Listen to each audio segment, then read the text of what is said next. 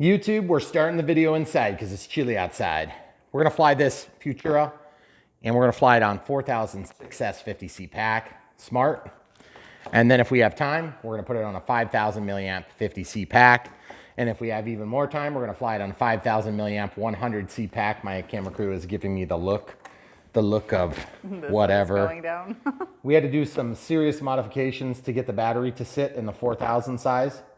We did add some Velcro. Stick around for the build. Full telemetry on this AR637T. We do not have an avian receiver in here, but we do have voltage because we put in the sensor for that, and we'll show you in the build. So if you want to see how that goes together, obviously this thing has flaps and beautiful, gorgeous oleo laden retracts. Beautiful. Loving this thing. Can't wait to see it fly. Obviously 80mm, this thing is gonna cruise. So stick around and watch it. Okay. All right, throttle cuts off, takeoff flaps dialed in, elevator up, down. Roll left, roll right. Yaw left, yaw right. Okay, here we go. Oh, that gets off the ground quick. Okay. A little bit of rudder trim there. There we are.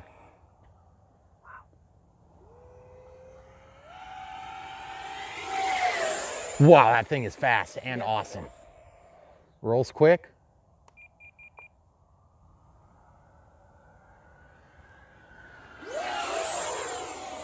Very responsive. Very easy to fly so far. We're in the middle expo mode. Got a little bit of over. You see that oscillation? Mm-hmm. Wow, I'm gonna have to go to 0.5. Okay, take off flaps. No ballooning. Full landing flaps. Oh, yes. We got it right. Look at that thing slow down. Full throttle. Straight up. Oh, not quite straight up. She wanted to fall on us.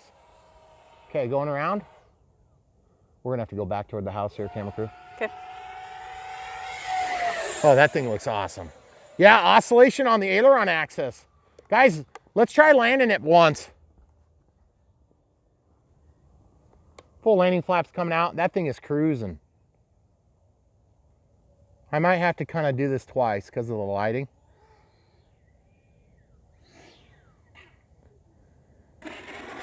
Oh, that was awesome. It does roll for a ways, but no problem. Those oleo retracts are totally fine. Okay, flaps are collapsed. I turned my throttle cut on. So we're gonna click here. We're gonna go to forward programming. Can you see? Yes, I can now. Thank you. Gyro settings, AS3X settings. I think it's on gains. Yep. Okay, so on, it looked like roll. Let's go to 30 and then back we go. Okay, we'll pause and come right back and fly some more. We decided we're gonna taxi again, okay? Oh, okay. On the grass, just to show you can do it, guys. Sorry, I'm yelling.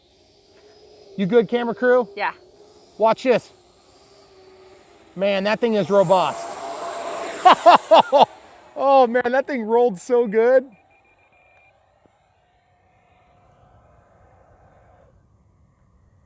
Okay, here we go.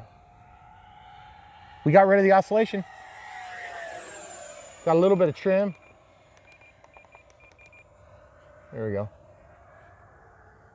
Oh, that was weird. Okay, here we go. Listen, listen. Do you hear it? Yes. Oh, that is so cool. Man, I love the way this thing flies. It's so zippy and so easy. Okay, full landing flaps. Let's watch the slowdown. Camera crew, Yep. 5 steps back, like you're going inside. Okay, here we go. Man, I'm loving flying this thing. It's super easy to fly. Did that scare you? No, I It was just very- can't move that fast. It was very close. It didn't scare me. No. Okay. Oh, that is so gorgeous. Spins pretty good. Feels like it's got a coupling with the rudder there. I could decouple it.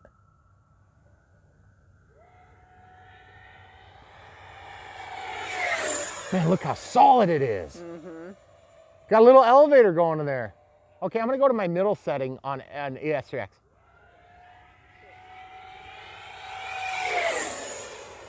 Man, this thing is just gorgeous.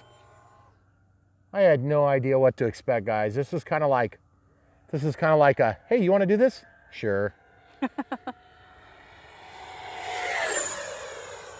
This thing flies in a tight spot, no problem. Oh, by the way, that was my alarm that went off. Oh, I thought I heard a beep. That thing is You just... ignored.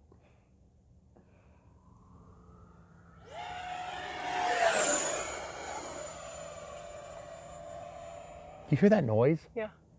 It sounds like a window that's cracked in your car. See that roll? That's so weird. Okay, full landing flaps, gear come down. Let's see if we can do like a crazy approach. Look at that thing slows down. I'm out of the throttle, folks. Oh, I could have done it if I was really motivated, but I'm not gonna. Gorgeous, gorgeous. Oh, shoot balls. Okay, dead stick landing time. Preserve your power. I'm in the takeoff flaps now. Little throttle bust. Okay, here we go. You good? Mm-hmm.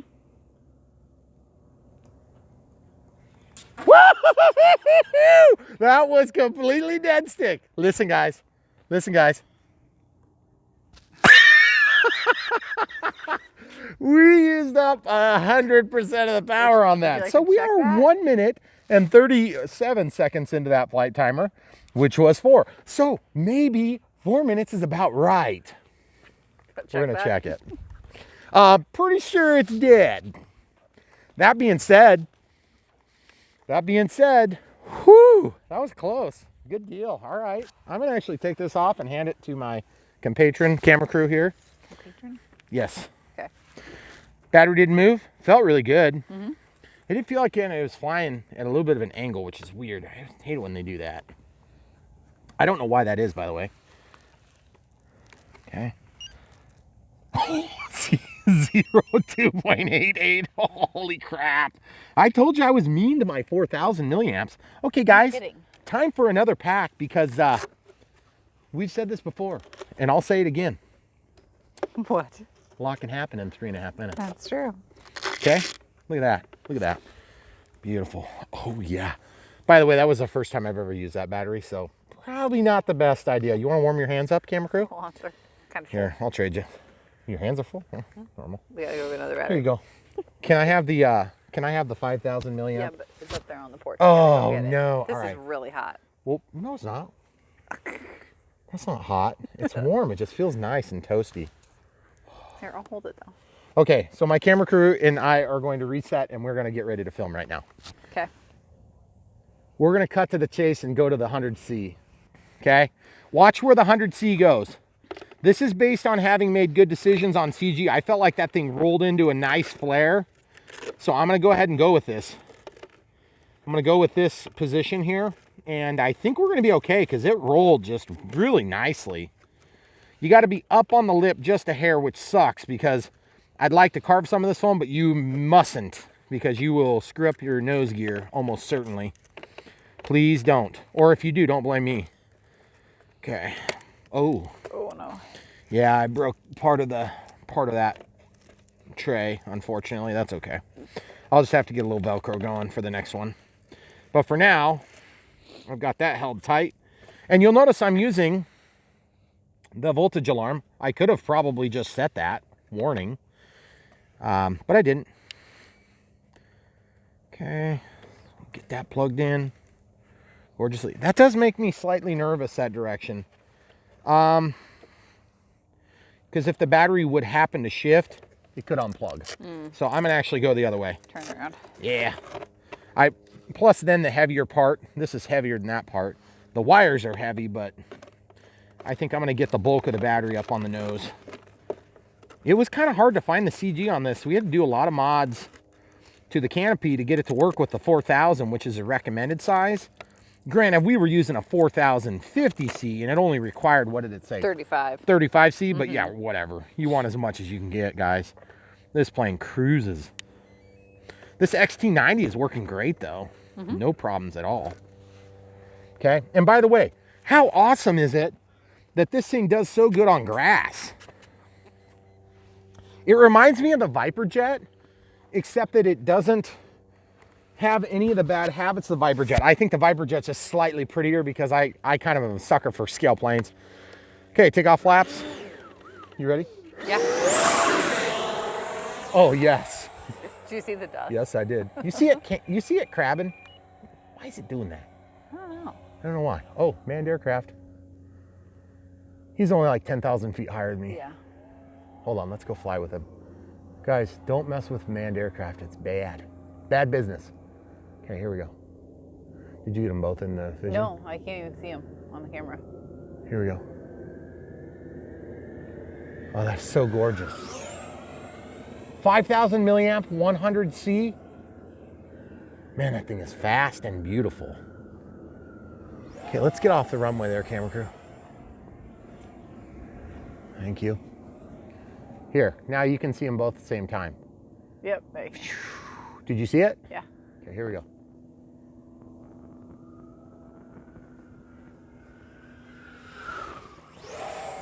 I would say the 5,000, it's nice so far. I'd really like to see it on a landing approach. Oh, crappers, did I forget to set my time? I was just going to ask you. Well, I guess I'm setting it now. Oh, jeez. Carries a lot more now. You off the runway? Yep. Okay. Guys, gorgeous. Come back here so I know where you are, camera crew. Thank you. Okay, coming down the runway, full speed. Okay. That's pretty speedy. Oh, I almost got it. You almost got it? Okay, here we go.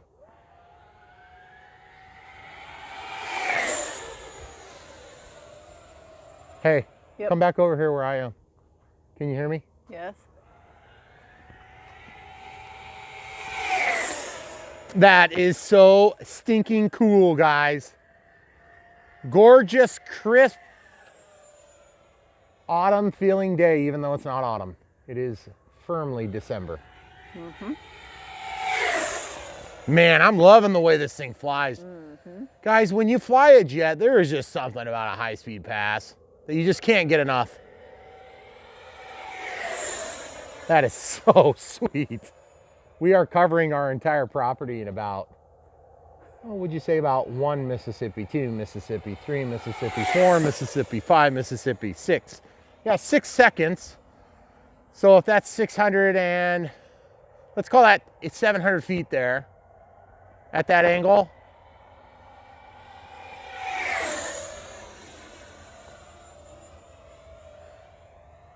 That is really close to unlimited vertical, guys.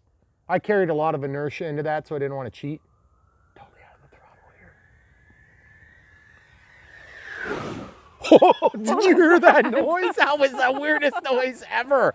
I was into ground effect. I must have had some turbulence around the wings. But did you hear it? Yeah. I really hope those people heard it. It was the weirdest noise. That was weird. Dead stick under the power lines here. They did cut that tree down over there, folks. Beautiful tree to cut down if you're going to cut a tree down. By the way, we have tens of thousands of trees on our property. Disclaimer, we love trees. Man, that is gorgeous. I'm just going to get another dead stick landing if I don't stop screwing around here. Okay. Landing flaps, fully deployed and nose down, behaving. I'm being a good boy. Woo!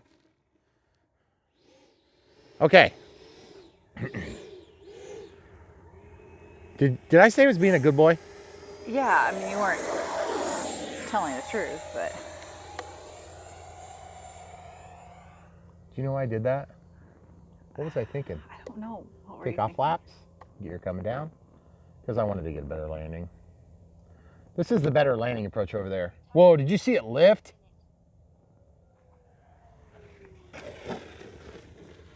Does good in grass. Yeah, it's amazing. I couldn't believe it. How well this thing did in grass. We're switching batteries. Yeah. Okay, so we're gonna go to 50C this time, but we gotta book or we're gonna lose our light. Do you have the voltage alarm? Or Yes. tester rather. Yeah. Didn't move at all. The FMS straps served me well. Okay, cool. See what happened, folks? Gosh dang it. Broke it right there. Yep. I'm always pulling so hard, I just yanked it right out. This battery's a little warm too. Yeah, 17%. That was a lot less scary. Mm-hmm. And Well, I maybe. apologize in advance. You'll have to go back and review the footage to know how long that video was, or that flight was, rather. Warm your hands. Yep. Ooh, thank you. Yeah. So what we're going to do is we're going to throw in the 50C pack, see if there's an appreciable difference. There probably isn't. 0 puffing on both packs, and we beat the crap out of that 4000. We ran it below 0. Oops. That's why you come here. I break stuff so you don't have to. Get in there. One thing I was disappointed about on this plane is almost nothing, because it's awesome. When I get an unexpected plane that's this good, oh man, it just makes my day. I had no clue. Is that all it takes? I would have never picked this plane. No, you wouldn't have. Because it doesn't look like a scale plane. But the thing is, it just flies gloriously. It really, really, really flies good. It's fast, but it'll slow down really good. Yeah. And we got all our settings really spot on. I feel like we didn't have to hardly adjust anything. I am really concerned, or not concerned so much as like weirded out by the fact that it kind of, when it's flying, it flies just a little bit off straight. And I don't know why that is. And it might just be in my head, but I've seen it before on a couple of different planes, and I don't know what it is. Is it possible that it's wind? You know, it is possible because we do have some Not- wind. I mean, It's not totally not dead dead calm. it's Pretty not crazy. calm. Maybe. 7. AR637T, if I didn't mention earlier, folks, obviously we're going to go over that. Timer's cleared. 4 minutes is very conservative. Also, I haven't even talked about the telemetry. Let's talk about the telemetry for just 2 seconds here. You know why? Let's look at this. Click, go down to telemetry. Oh, wait, actually, we'll just scroll over. It has a Vario. It's got the G-force. Got different flight modes. Stabilizers on, stabilizers on, stabilizers off. We adjusted the roll gains down. There you go. 25.4 volts. So you could set your voltage alarm there so that you have a voltage alarm rather than depending on timing. But let's be honest, I want to fly, so we're going to do that. Okay. Let's watch some taxiing quick on hard runway. This thing taxis like a daydream. Look how easy that is. That's pretty good. Full stick left, full stick right. It just does what you want. Very, very controllable. Look at this. I'm going to go right on the edge and then turn sharp. Didn't make it, so we'll just go in the grass and come back on. You guys want to see it take off from grass, or is that too lame? Could try it. Nah, it's pretty lame. Okay, we'll do a grass takeoff. Okay, you guys ready? Timer started, by the way. Good. There you go. Lost that right wing for a second. You know why that was? Why? Because it stalled. Oh, really? Yeah, I just barely got it up there. I mean, I didn't really try very hard to give myself a successful takeoff. See it kick to the side like that? Just a little. Imagine how fast it'd be if it wasn't. I still want to know what that noise was on the 100C pack. I know. That was so weird.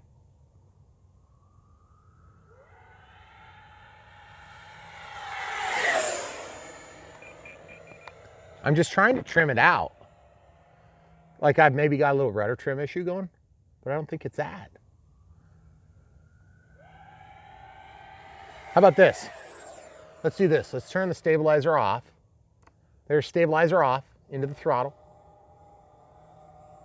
It's pretty calm right now, so we'll see how this goes. Let's see if it goes totally straight, okay?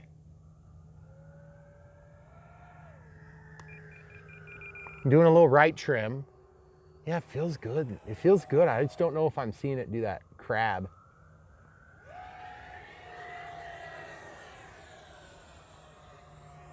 That oscillation might be part of the wing design, actually.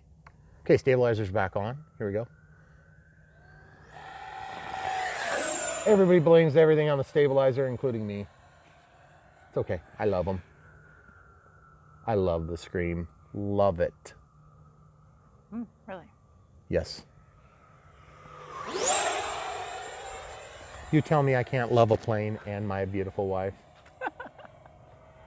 You obviously don't know me. Who are you? Just the camera crew. Yeah, right.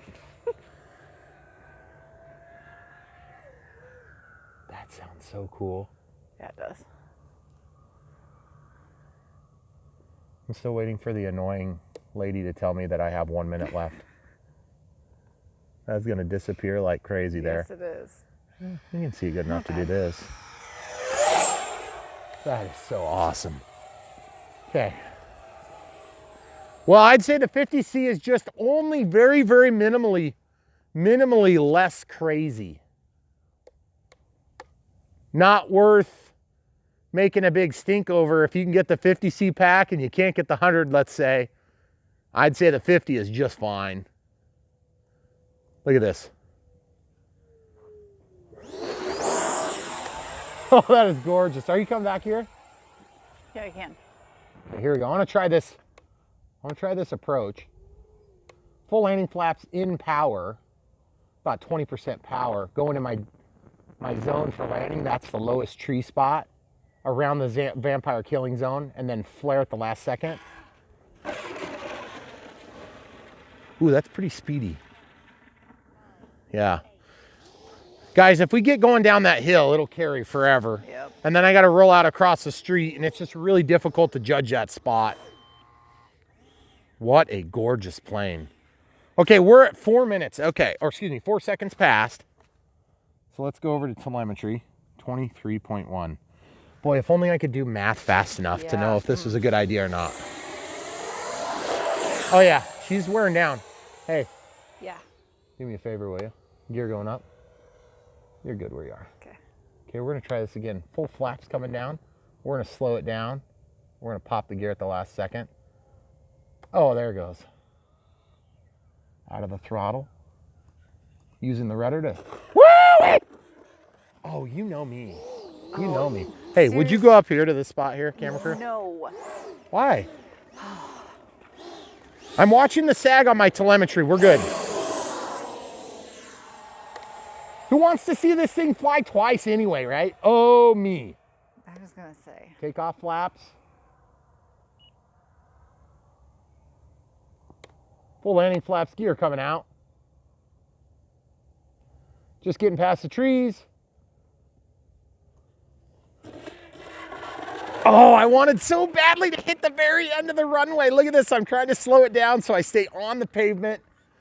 And it just barely made it. Is it going to stop? Is it going to stop? Oh, don't you? You can do it. Woohoo! All right, there you have it, guys. So you can run this thing on a short strip, no problem. Keep in mind, this is paved.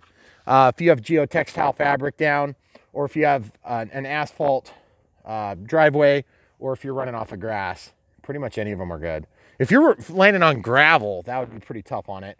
I still feel like those Oleos are incredibly strong. Let's go see how the mounts look. We can just pause it and we'll pick it up. Okay. All right, guys, so just to avoid the appearance of impropriety, we always try to show you like when we walk up and stuff. Oh. So you see it says 23, 22.9. Okay, throttle cuts off. What I was doing is I was watching for sag in the pack. Okay, so sag is going to happen under load usually. And so that's what I was doing when I decided to make my last run, because you can sort of hear the difference in the pitch of the EDF, which by the way sounds great. But you see how it's not sagging at all? I mean, I've only got throttle at, I don't know if I would call that maybe 40%. There's maybe 50%, not 40%. But see, I'll show you what I was talking about. So, landing flaps off. Okay, here we go.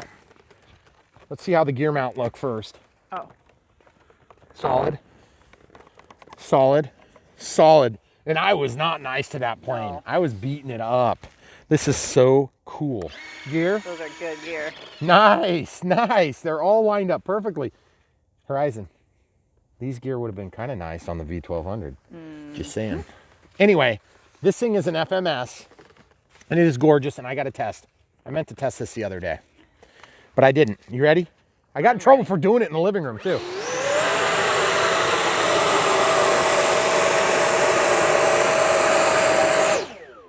That thing has some power. I'm loving it. It is gorgeous. It flies so good. It flies so fast. I'm really surprised. I am very surprised by this plane. How well it performed was just, I don't know. When you can land a plane that steep, you can slow it down that slow, and yet it'll still go by at over 100 miles an hour. Because I've seen 100 miles an hour enough times. That's way over 100 miles an hour. And that was awesome. And it's also gorgeous. The visibility was good considering we have crap lighting because we're basically in winter mode here. What is it, like just barely after 5? Ugh. Yeah. I hate it when it gets dark early, guys. So anyway, just another reason to get Real Flight 9.5. And you can follow the link in the description below for that or this. But follow, get this first. And then the NX6 has been working out great. Very happy with the way it's performing. I would say, what have we stumbled into, like 2, if you even want to call them glitches, like just really small glitches. Like when we were trying to set the master gain, if you want to call it, for the forward programming of the AS3X, it will scroll between 1 and 0.5 and 2 and 4. And then you have to kind of scroll and click. Otherwise it just changes, which is annoying, but it's not a big deal. You can just click and it goes. I'm sure they'll fix that one too. And then the flat mode thing. But once you figure out the flat mode issue, you just don't have the problem anymore. Right. And if you do run into that situation where you reassign the flap to gear or auxiliary 2 or auxiliary 1, then you can't reassign it back to flaps. Just create the model again. You gotta start from scratch, which sucks. But I'm sure they'll fix that too. Other than those 2 very small glitches. And I'm talking about, these things are sophisticated. There is a ton going on in here. And most people don't even touch them. They don't even touch the capabilities of these things. I don't. And I have hundreds of planes. So I know there's a lot of guys out there that are running sailplanes. Those are some of the most complicated setups that are out there. And I would like to play with this some more. I am really liking this plane. And you guys can always tell when I really like something and when I let you know that it was an okay plane. This is not an okay plane. It is an awesome plane. I am really happy that I did this one against my initial kind of thoughts. Yeah. Just because it was so awesome in the air. And I was just kind of put off by like this antenna, which is stupid. This like fake antenna or whatever that thing is. Yeah. I think the Futura is made by this group here, this Tomahawk group. It's like a licensed product, I guess. I'm not into it, so I don't care. It's awesome. The plane's cool. I don't care why they made it. I just care that I just flew it and it is awesome. And this is the type of thing that I'm like, dang it, the sun is going down. So what's gonna happen is tomorrow, when my wonderful camera crew is sleeping in until 4 p.m., I will come out and fly this a few times, like 30. It's gonna be awesome. And I don't do that very often, guys. I used to do that a lot and I loved it. And it was fun. It was probably the funnest part, the prequel to this current existence that you see here. But I don't get an opportunity to do that much anymore. Nope. It's supposed to be a beautiful weekend. Huge, beautiful weekend. 2 days straight. I'm going to live it up. Anyway, thanks, guys. Kids are gone tonight. It's going to be a fun one. Come back for more. Yeah, but before you come back for more, you might want to stick around for the unbox, build, radio, install, and setup. Because that's still coming. YouTube, Brian Phillips here. Guess what we're gonna do today? I know. I've never done that before. Not today yet. So you've already seen it fly. We haven't, so that makes me jealous of you. Oh my goodness, what is it? It's the Futura V2. 80mm, high performance. So what color is it? Oh. It's blue and silver and black and white and yellow. Huh. Well, I don't know if I would call it silver. It's powerful, stable, and rigid. Ooh. Wow. Interesting. That could be interesting for several of us. Those are all good things, but. Get out of there!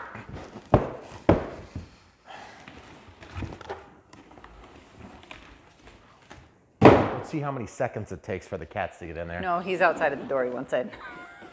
He's like, ooh, a new box. Ooh, fancy. Oh, I like the design. Or the color scheme. It's very busy. Tomahawk Aviation. Very cool. Obviously, this is an FMS. 100 amp ESC, good lordy lord. 2100 kV, 3280, 80mm 12-bladed fan. 13 digital all-metal units. Servos, that's crazy. This thing is gonna scream. It's gonna be really fast. So I'm actually excited. Guys, we've been doing some huge planes, and so I'm actually kind of excited to have a plane that's not so huge, because when they're that big, you just get tired of huge. Yeah, kinda. Okay, here goes nothing. Here goes nothing. You may have noticed a trend lately that we've been doing a lot of FMS planes. Oh. Why is that, camera crew? Well, they're pretty good. That's true, but that's not the reason why. Why? Why are we doing them? Because Horizon doesn't have a lot of new E-Flight planes releasing right now. That's true. So we're just doing some of this awesome stuff until we get to do even more awesome stuff. And there's also other things coming that you guys don't know about yet, but we know about, and it's gonna be great. This thing is really in here. It's kind of not coming out very good. How about I try this? We'll try the push one end, come out the other end sort of thing. Which end are you pushing? I'm gonna push towards you, Okay. This box is really like, ah. Oh, there it goes finally. Can you grab it? Yeah. And I can pull. Yep. Yes. Okay, takes teamwork, guys. So, what? I said it does. Yeah. So this plane, I can already tell from the wing design, it's gonna come apart quickly and easily, which is pretty cool, because they've gotten those 8-pin connectors that are embedded into the wing, and then they just socket right in there. Which means my favorite thing ever. I'll be able to leave it together forever? No. Oh. They're quick to build. That's They're true. all left together forever. There have no wishes that they'll come apart. Yeah. Okay, so I'm not sure the best way to do this. I'm guessing I have to cut the tape on all these spots. So I'm just doing that right now. All the way around. Yeah. The FMS models have left nothing to be desired in the packaging strength arena. Sure. They have been working really nice in that aspect. Okay. Fiberglass reinforcement, or fiberglass wing joiner, which is a little bit weird. Yeah. It's obviously not carbon fiber, because it'd be black if it was carbon fiber. I wonder why they do that. I don't know. The last one was. Was like it? that too. Okay. I had two. They were both fiberglass. Wings are packaged together. I'm not real crazy about that. Look, What? the ball joints are touching. You don't want your balls to run into each other like that. It could be a big problem. I want them to rub together. Nope.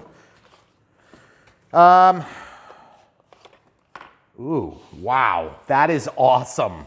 The whole thing. Oh, wow, cool. There's a little winglet on there. I didn't know that. This reminds me of the V1200 in terms of the rigidness, ball joints, color, glue, everything is really works together nicely. Although they wrapped the decals all the way around the wing surfaces on the, I know, sorry, that's not good on your servo, but I just wanted to show you what I was talking about. You see how that just, oh, that's paint. That's awesome. Ooh, that's also not good. That's paint. That is not paint right there. I can live with that. That's still pretty sweet looking, actually. Look at that. Ooh, makes me think crow would be cool, but I'm not gonna do crow. Don't even ask, I'm not doing it. Okay, so these wings both look really nice, really solid. Look at this, guys. Yeah. I mean, they're solid.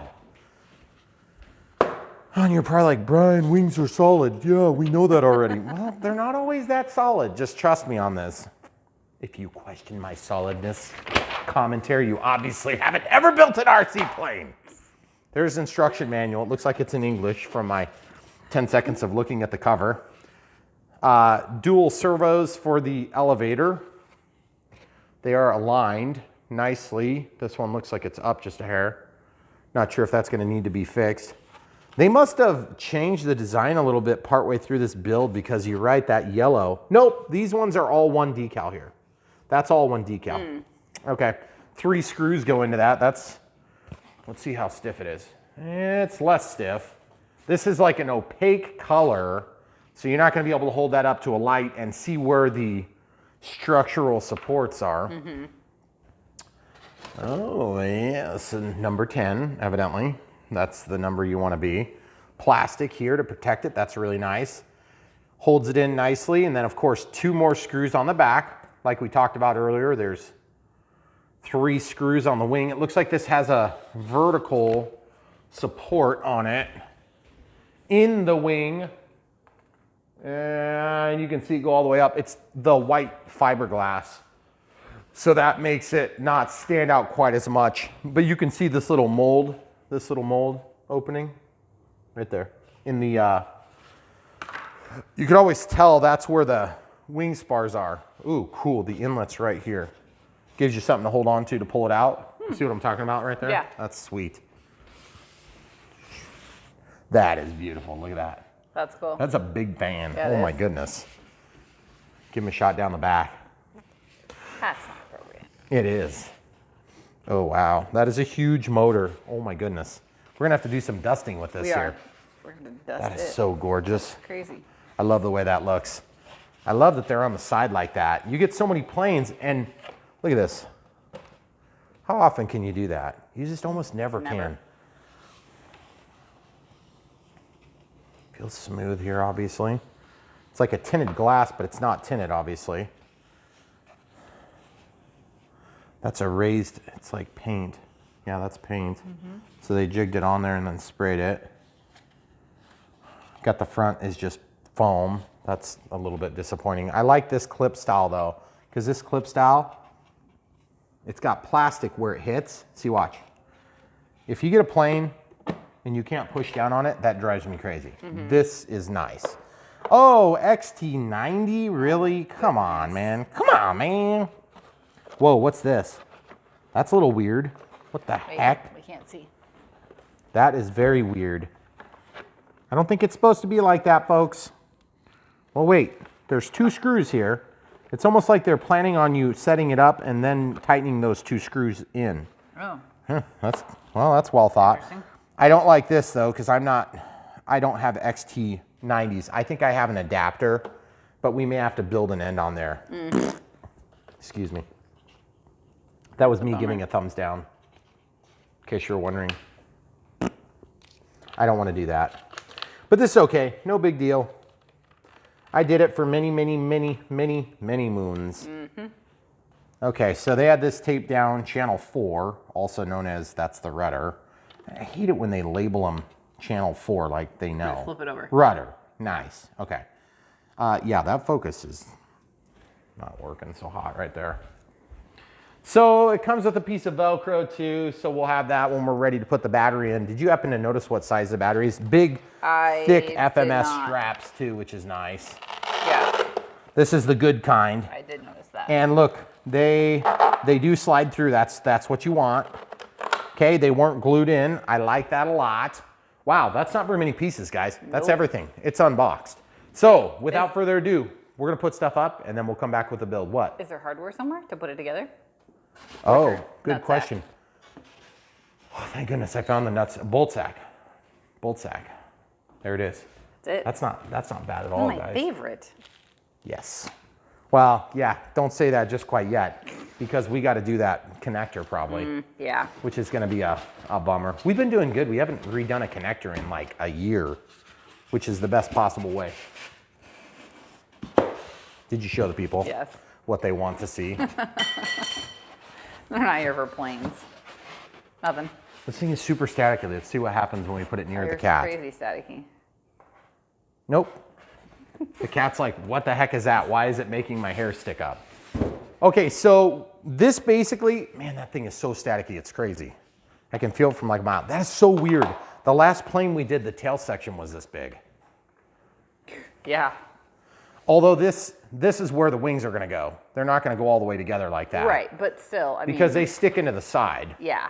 So, all right. Significantly smaller. Without further ado, we are going to come back and put this thing together in record time. I promise, maybe. All right, guys, so we're back with the build. We're going to use the NX6. We're going to use the 6S 4000. This is a 50C. They recommend up 35C. So this is a little bit more in excess of what is recommended. That's great. That's not going to hurt anything, but you don't want to go lower if you guys didn't already know that. We're going to use the AR637T, which is going to give us telemetry. It's going to give us AS3X and the capability of safe if we decide to do that. I don't think we're probably going to use safe on this plane, so I'm probably not going to set it up, but it's just one extra step in the forward programming. That being said, because we're using an NX6, that's part of the reason why I have not been doing safe on these models, because you do have some limits on the number of switches and the assignments for different channels. If I had a DX18, for instance, which I do, which I'm not using that for you guys, because I figure more of you are going to use an NX6 than are going to use a DX18 Gen 1, just because you can't get them anymore. Even though that thing is awesome, I would have tons of additional channels that I could use to control these things. I really just use one channel to control safe. In this case, AS3X on, AS3X less. It could be safe. But in this case, I'm just going to use AS3X, gear, flaps, okay? So yes, you can do that. But Brian, it's only 6 channels. No, it's not. It's got auxiliary 2 on there. Don't worry, okay? Why did they call it 6? I agree. So battery, we know what we're using. Receiver, we know what we're using. XT90, what the heck? Oh yeah, that's right. We talk about this. Just stick around between the build and the radio setup. You'll see what we did, which ended up with this little funky dunky connector. This is a 1S connector, which is going to plug in here. And then that's going to give us telemetry on the receiver, okay? Also, we did have a little tray. I'll just leave that out of the way for now. This tray in our plane came kind of popped free, and I'm not sure what the deal is, if that's supposed to be pop free or what. But it's really not a big deal, because I think all I'm going to have to do is just take a screwdriver and screw 2 of these screws in. Now, I think it may have been intentionally left free, so it's easier to get the plugs plugged in. So I may regret doing this, but I'm just doing this now for the simple fact that it's not in the instruction manual, so I'm assuming that it was something that shook free in transit, okay? Keep in mind, if that board breaks free, it doesn't have a stabilizer on it, nor should it, okay? This stabilizer is going to be mounted probably on the side or up at the front or wherever the leads kind of reach. They need to go forward and backward. Forward or backward, but not sideways, okay? No sideways. It's pins go back or pins go forward. You can do sideways like this. You can do upside down like this. You can do sideways like this. You can do this. You can do this. You can do this. You can do this. I pretty much covered all my bases, right? Yep. You cannot do this. That. Side to side is not acceptable, okay? So that all being understood, we're going to continue with the build. That goes on just fine, by the way. It's got plastic that keeps that pin from penetrating the foam. We're looking at a 2mm driver here. Thank you, Tom, for that. All the screws appear to be the same length, which is good. I don't know, what would you call that, like? I think it's 16 millimeters. Okay, 16 millimeters. That was a good estimation. That was a pretty good guess. I'm impressed. So then we can take this. We're going to stick this through like so.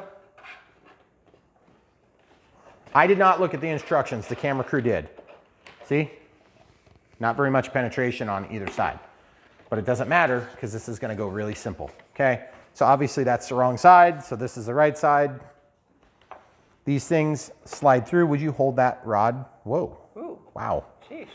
A little bit forward there. It is. Push hard. Oh, yes. There it is. Usually push so hard. Got it. Wow. Woo. It's in. Okay, so it's in now. Ew. Sorry, idling your servos is not a good idea. Ooh. The only reason I do that is so it doesn't do it when I'm not expecting it, when I lay it on the counter. Okay, so just giving it a rock or two. Oh, this thing looks so much like the V1200. It does. It's got that high density foam to it. Oh, I get a little squishy squish there when I pushed. Push here, not here, guys. That's annoying. All right, no big deal. So now, you'll notice I'm not using a plane stand. The reason I'm not using a plane stand is because there's a plane on it over there. That's true. Okay, it's got nothing to do with this plane. It's got nothing to do with if that plane stand will work. Okay, so 16 millimeters, you say? Yep. I got a good feeling about this plane. You know what this plane reminds me of a lot? Besides the V1200? No, I mean, yeah, I just said that. But what other plane it reminds me of? What? Oh, I'm drawing a blank. Why am I drawing a blank? I don't know. You're the one that asked. Or said Well, it does remind me of another Horizon E-flite product. This is an FMS product, but it reminds me of the Vibrojet. Oh. Yeah. Yeah. Hey, on that box, that canopy is black. Yes, I noticed that. Mine has that goofy That antenna yellow. thing on it. But this still has like, it has like a detail in the canopy and yours is yellow there. Huh, weird. I noticed that when we were, I don't know, when you were looking at it the first time. Okay, so I have to rotate the wing in to get that to line up. That was not a good feeling. Don't worry, I did not want to do that, but I had to. Now that that's lined up, the screw is taking. I don't know if you guys could see what I did there, but I grabbed the wing and I had to pivot it to close on the front, okay? So I had to grab here, brace the model with my body, and then rotate it in, okay? Not a good feeling, but it's gotta happen. You gotta get it in the hole. If it takes a little ram and jam, that's what it takes to get the job done, okay? If you use a drill to put your planes together, don't, okay? Glad we had that conversation. Because you're gonna end up over torquing it, I promise you. And then you're gonna break it and you'll be like, Brian, where do I get this piece of plastic? And I'll be like, I don't know, you order a new plane? China, yeah. Yeah, jump on the slow boat to China. No, you can order wings and things like that, but if you break off the inside part, I'm assuming you'll have to replace the fuse and the wing. Okay. Okay, got it. Nice and tight, like a toiga. Oh yeah, ooh, that thrust tube. Whew. Wow. I'm a little excited about this plane, aren't you? I'm actually really excited about this. It's gonna be a good plane. So you'll notice that there is a left and a right servo, okay? So if somebody were so excited about this plane that they wanted to make this really exciting, you could have this act as televons, which would be really neat. But we're not gonna do that because I want this thing to fly stock for your consumption. But you could do that if you wanted to, and it'd be pretty cool. So you'd have like ailerons and elevator here, televons. What did they call them in that plane we worked on the other day? It was so goofy. Elevators. Televators. Something weird. Oh yeah, that was on the, was that on the Dynam? Yeah, it was on PT-17. It's on the transmitter. It says elevator. Oh, yeah, that's right. It's on the ready to fly. Okay, transmitter. wait, does it matter which one of those you're plugging into? It shouldn't. If it does, then that's not going to be good. So I am just lining up my brown to brown, okay? Brown to brown, yellow to yellow, and red to red is in the center, of course. It's orange. Huh? It's orange. Well, whatever. Orange or yellow. Okay, yellow, yellow, brown, brown. Okay. So now, camera crew, grab my canopy and lift up. Okay. I don't know if I'm going to be able to jank these cables back through. It'd be pretty cool if I could. Oh yeah, buddy. Yeah, look at this. Whoa. I'm going to hold channel 4, or actually camera crew is going to hold that. Okay. Then I'm going to yank these other wires back. 2 of them to be exact. Just to get them out of the way. See this? I'm just pushing them through here. And then I'm going to drop this down in here like this. Okay? See? Now there's a cavity from whence we can put some slack. Okay? From whence? From whence. That's right. There it is. All right, now rudder. Rud. Okay, yellow, orange. So they gave us a clippity doohickeys on the elevator, but evidently we don't deserve one for the rudder. Yeah, it's not that important. No, it's not that Who important. needs a rudder? It is truly not very important on this plane. Let's be honest. You don't need the rudder, but you want the rudder. Okay, just putting the slack down as I go, and then dropping this down in the hole. Oh, yes. Do you Guys, have to connect? You don't even have to connect servos. no, I don't have to touch one ball joint. Amazing. And the less ball joints I got to My touch, favorite kind the of happier I installation. am. Because I don't have to hear about the ball joint tool that all you That you people need. want me to get. Tom, if you're listening, just kidding. Stocking stuffers. Do not buy me, don't I'm buy not, me trust a me. ball joint I'm not buying you anything. plier. I do not want you to buy I'm that. not buying anything. These are the types of tools that make life easy. Why would we want those? Yeah, why would we want that? Okay, this thing doesn't feel like it's seated all the way down, but I think it is. Can you hold the nose of that so that I can push hard? Am I just holding? Hold hard, like really hard. Whoa. You didn't hold hard enough. I know. Here, I got Hold. it now. Yep. Okay. Yeah, it's just lifted a little bit. I don't think it's actually not pushed in all the way. I think it would have made better sense to tighten this screw before I put that, because the rudder's kind of getting in the way. Oh. You see what I'm dealing with, guys? So now I can push hard and actually, yeah, see how it's crushing that? That's good. I mean, it's not good, it's ugly, but it's good. Because you got to pull it down tight here. That's bad. See? That's real tight now. That's crazy. I know. I don't like having to do that to foam models. Makes me feel bad. Okay, camera crew, can you grab me some screws? Oh, you lost one off my nut sack over there. Screw sack, sorry. There's one of those things. Okay, here we go. So now we're gonna have 2 more screws up here and 1 more up front. Okay, so again, I gotta tuck this down in here very gently so we don't have that getting squished down in there. That'll allow everything to fall down in place, okay? Guys, there's nothing better than not having a bunch of glue. Nothing better. Well, mostly not better. Did they give us 1 spare screw like the looks like it. FMS always does? Those give you like 1 of each type, which is really nice. Except for the gigantic hardware that came on that one plane that we just reviewed that was humongous. That was, yeah, there were no spares. Yeah, Of the big one. the big bolts. Okay, so folks, listen. 80 millimeters is gonna sound good. I'm excited for it because I have another 80 millimeter single EDF plane that really, if you get right down to it, would be a little bit cooler as a twin 70 if you ask me. But that would be the F-18, which sounds just like a turbine. It is so cool. And it is incredible. These 12-bladed fans just sound phenomenal. Phenomenal. Okay, all right, here we go. Oh, that looks great. I hope that doesn't blend into the sky. It at That'd be least has a disappointing. little more differentiation than Top and bottom, the V1200. does it? Yeah. Yes, It white, does. predominantly blue and gray, predominantly white. Yep. Okay, I like it. That's good. There are no LEDs on either of them, the V1200 or this. True. This is considerably cheaper than the V1200, That isn't was it? ridiculously easy to put together. What are we gonna fill I the still next managed to make it hard. 3 hours of this video with? Don't you worry. Don't you worry, camera crew. I should never say things like that. I won't let you down. Okay, so the next step, of course, is going to be we're going to do some radio setup. We'll get the CG marked. That's probably what we need to do as part of the build.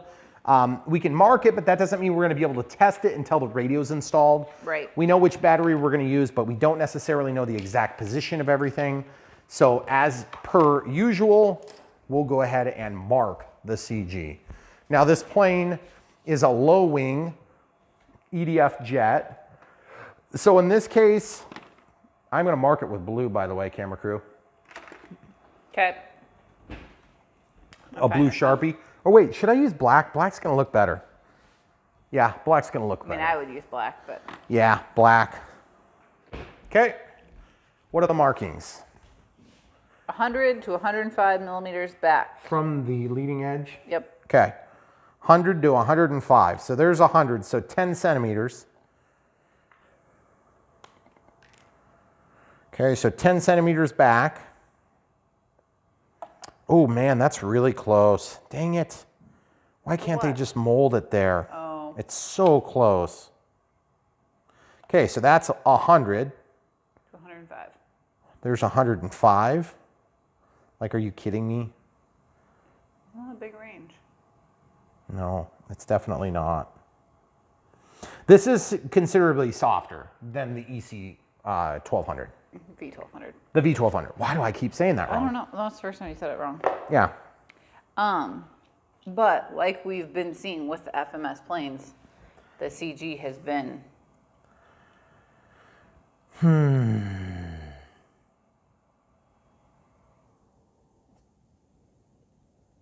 I just want to make them the same at this point. Yeah.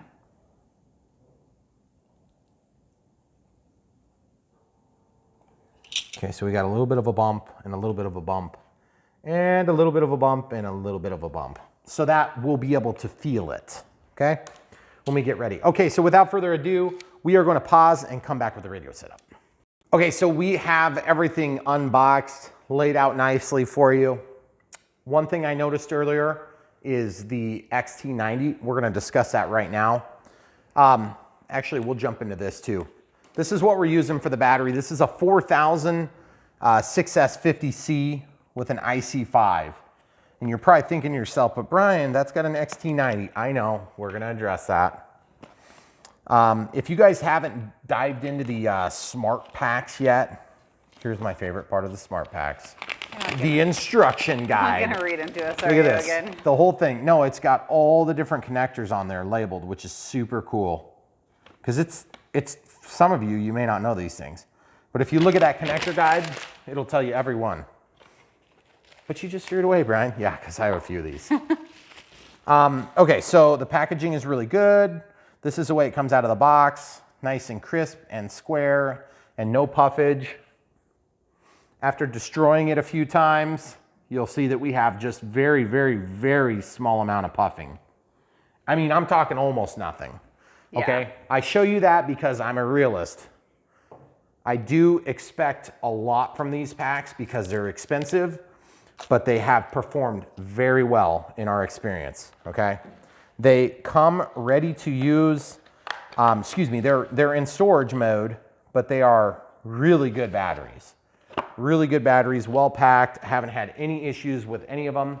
I take that back, there was one that had one cell that was just out of balance and I was able to get it back into range. And I think it's because even these things, if they drop down low, then you have to bring it back up. And it's the same as an old LiPo. You just get it started on that one cell and trick it, get it back to voltage, you're ready to rock and roll. That thing has never given me a problem since. So that was just one of them. One out of like, I don't know, like 20 or 30. Yes. So, and again, that one works perfect. But you can see this one's been just destroyed in the F18. And this one is brand new, so you can see there's just that little teeny bit of puff on it. Just hardly anything. Yep, and by the way, that's the worst one in that entire batch. Mm-hmm. So very happy with that. Now, why am I showing you that? First of all, I want you to know what we're using for electronics. NX6 has been awesome. And we're gonna set this up with an AR637T. That's gonna give us telemetry, AS3X, and safe if we desire. In our case, we're gonna for sure set up AS3X. Not sure if I'm gonna mess with safe because I don't necessarily want safe on this plane. Part of the, and some of you guys have asked me this in the comments, or not so much point blank asked me, but I know what you're asking. You're saying, but Brian, why am I gonna get the AR636, or excuse me, the 637T when it's more expensive and I could get a cheaper receiver that doesn't have AS3X? Well, first of all, the reason you would do that is for telemetry. If you want the telemetry, this thing has it all. It's got the Vario, it's got everything. So especially if you're doing a plane like this FMS, 2.5 meter ASW17, then yes, you're gonna want the AR637T because you're gonna get the Vario. And the Vario is from a barometer which is really accurate. I mean, we're talking within feet. Fractional values of feet, and it's very accurate. So that would be one of the big reasons. The secondary big reason is that AS3X, of course, is the basis of safe. So if you want safe, you're gonna get safe, and you can get AS3X, but you don't have to use both. It's not like a bind and fly where you literally just do a different binding procedure and it's ready to rock and roll. It takes a little bit more input. That being said, we'll go through it in this video right now. And if you wanna watch another video with like a Warbird, we just did a Warbird the other day, big one. and we go through that whole process. We just did this one the other day, and we go through the whole process. It's really not that hard. When I first started into this, it was a big deal because I was still on basically the Gen 1 software on my DX18. Now we're up to the NX6, which is latest and greatest. And yes, I have updated the firmware once from the Wi-Fi, and I did it while we were paused because I thought maybe there was an issue that I could resolve. So anyway, long and short of it is very easy to do that. That all being understood, I wanted to give you guys a quick overview. Now, what is this cable here? If you didn't know, that's how you get your pack voltage, and it plugs into this terminal. So that is going to be relevant to our next step too, which is, do we need to replace this connector? Because this is obviously not an IC5, okay?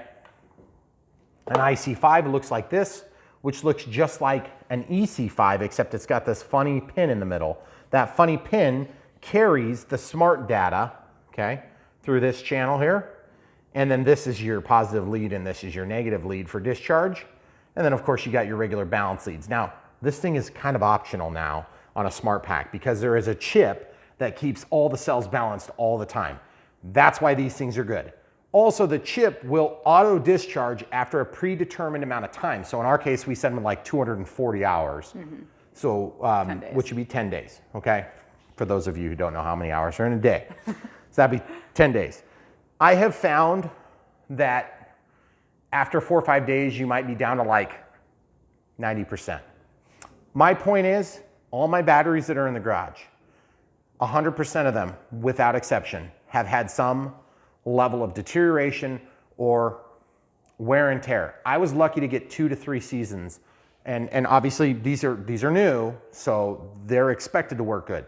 But the thing is, I can tell you this, if I went and picked a battery up that had been touched in 2 weeks, it's gonna be at storage voltage, 3.8 volts per cell. That balances, that gives your chemistry in these LiPos the best chance. There's 6 cells in here that are 4,000 milliamp hours each, okay?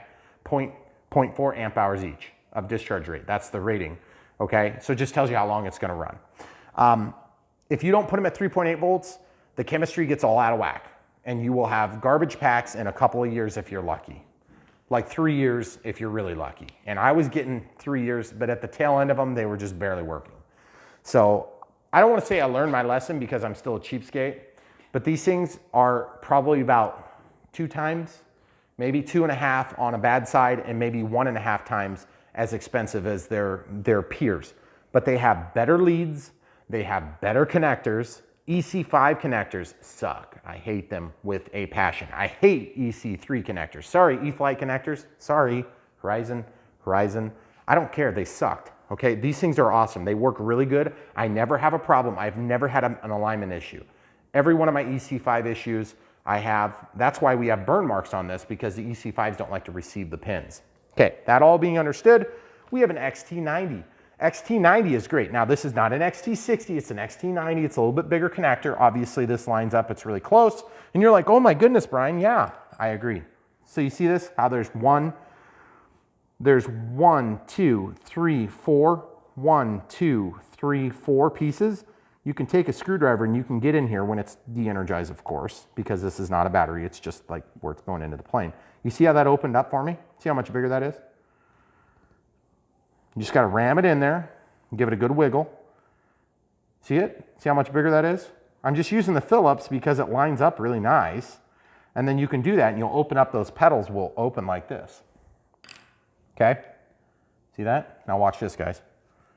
Watch this. You'll notice that fits very nicely. And that's tight, right? Pull on that, camera crew. You see? Yeah. It's not like it's loose, no. Okay? So the reason I show you that is because obviously the right thing to do would be to buy an adapter that's going to go from IC5, this is actually a male connector, to your IC5, female. It's female because it's a socket, and there's a male that sticks into the socket. And since this is not a kids channel, I can explain that, but I'm not gonna. They stick together, and then the next thing you know, you get baby batteries. Just kidding. So this fits in there perfectly, okay? That also carries for us the signal line, okay? Or the data line, if you will. So if you were going into the correct end, this would be an XT90. But really, if you're gonna do this right, you're gonna put this end directly onto that wire. I am not gonna do that because it's not necessary. It's gonna work perfectly like this. Now, the other thing is, but Brian, how are you gonna get your voltage on your telemetry? Good question, you. What we're gonna do is I'll show you this real quick because I've shown this a couple of different ways. Well, so far I've shown it with XT60s twice. And XT60s, of course, the little brother of these. These are supposed to be like 90 amp rated, whatever. They'll go way higher than that. Same thing with XT60, they're way higher rating. The EC3 would be kind of like equivalent to the XT60 in terms of size class and the dimensions of the pins. Okay, so we'll just pop this out. We're not gonna do the full radio setup here. We're just gonna show you kind of this one trick, okay? So let that out. Obviously that's a beautiful little receiver. Fits really nice, it's extremely light. Not light duty, light. Believe me, you want light, but you don't want light duty, okay? So here we go. So you get this little 1S PH connector here, okay? And you're like, why do I want a 1-inch PH connector? Because that goes into here on the telemetry module, and then you get your voltage from your pack. You're like, but Brian, doesn't it get the voltage from your pack through the servo lead? No, it gets the BEC voltage, which could be 7 volts, it could be 6.3, it could be 5, it could be 5.5. It just depends on what the 100 amp ESC is pumping out to run all your servos and the retracts and the lights and things like this, okay? So that is not the same. However, that is a very important voltage, and that will always be even without this. You can set alarms on it, but I don't know why you would do that, because if you're losing voltage there, you're pretty much screwed by then. So that being said, an XT90, basically what you have to do is you have to undo this little clippy doohickey, which at least these manufacturers have been doing better, where they give us these pullbacks. Oh, no. Oh, man. I feel like I'm going to trip. Oh, dang it. I tripped. Hey, don't stick your finger in there. If you're sticking your finger in there, guys, you got some long freaking fingers. Yeah, that's like halfway through it's like right here. So if you got a finger that can get all the way down there, you're in the wrong line of work. That being said, you got a red, you got a black. And all we have to do is basically pass these through here. And the easiest way to do it is to strip these leads, wrap them around here, and then solder them like that, okay? But I was talking about this the other day, and I just wanted to show you guys, there is another trick of the day coming. It's coming right now, and you're like, but Brian, we haven't even built the plane. Exactly. We haven't built the plane because you guys get what you want right now. You don't have to wait on Brian Phillips RC unless it's a 4-hour video, and then you do have to wait. So give us another 3.5 hours. 3.5 hours later, you're gonna know. So I'm gonna just put, well, we got the strippers out already. We're doing good, That's I think. true. Okay, so here we go. So we got that, and then we got this, okay? I'm trying to be gentle because I'm in a between size on this wire. If you strip too deep, then you'll rip into the conductors, the actual copper part. And so I'm trying to avoid that so that I can keep my nice tinned end there, okay? So now I'm gonna twist this just to give it a little bit more rigidity. You could take a lighter and, well, do we have a lighter? Yeah, I should just get a lighter. I'll just show them what I'm talking about. You see how nice and clean that one is? I want them to both be nice and clean, okay? So if you run into that situation, I'm just gonna show you. Get yourself a gigantic lighter like this. I don't even know why we have that one. See? So now it's nice, and it pulled that plastic back so it's nice and clean. Okay, so now watch this. You're never gonna believe what's gonna happen. This is gonna be an incredible moment in history. See this? Watch this. If you don't know how to solder, you can still have telemetry. I'm gonna do it one of two ways. Do we have toothpicks up here? Yeah. We do? Let's use a toothpick, because that seems like the type of thing that somebody would have lying around in their shop, especially if they don't know how to solder. They would have a toothpick. It's also not your shop. Just This isn't, FYI. this isn't my shop? What? When did this happen? So I'm just showing you guys that this is possible. I'm not saying this is the best way. I'm saying it would be better if you just soldered the dang thing. But you see what I did? I just ripped the hole open a little bit. Jeez. I know. Well, I mean, it's kind of, I told you there was better ways to do it. Yeah. See this? Now I'm just following along. See? I'm just kind of, I'm just going back in that silicone lead. And then I'm just walking this in slowly. Oh yeah, right there. That's the spot. Now watch this. Boom! Pull it out. Yep. This is the way you can do it if you don't know how to solder. Now, if you get into a wire that doesn't have a boot or whatever you want to call these pants, I usually call them pants, but they're not actually called pants. I have no idea what they're actually called. The thing that covers up where you'd normally have heat shrink, whatever that is. Okay, so I'm just going to ram this in over here. See, just sliding it in. Just sliding it in. And the key is you've got a nice long contact area and you want to get back from where the solder is because then you're going to be back to where the bare wires are, okay? So I'm going to try to straighten that back out. I'm going to give myself a 90-degree bend so it makes it just a little teeny tiny bit easier, okay? And no, you're not going to leave the wood in the hole. You're going to pull the wood out as soon as you're done. Yeah. Get in there. You see, I told you this is the easy way. Mm-hmm. Looks like it. I'm just going to show you guys with a better tool. So suppose you had like a flower vessel, but there was no flowers in it. What would you do with it, camera crew? I would probably put nut drivers in mine. Exactly. I was going to say, I thought maybe you would say you'd put new flowers in them. My other ones are looking a little sad there. They are actually kind of looking pretty bad. You should show them proof at some point here. Okay, so you see what's going on now? Hold on, we're watching you struggle. I know, that's like half the videos. I know. By the way, guys, if you watch these videos, if you've been watching for any length of time, we made a serious accommodation for some people that were complaining many moons ago when we started doing the flights up front. We give you what you want right now. We don't make you wait for it 3 hours. Unless, of course, you know, the end of the video is what you're waiting for, and then you do get to wait. Okay, so you see what's happened? Now that we have that taken care of, you basically have a contact point there, okay? And I can't just leave it. I gotta stick it all the way in. See, get in there, you little turd.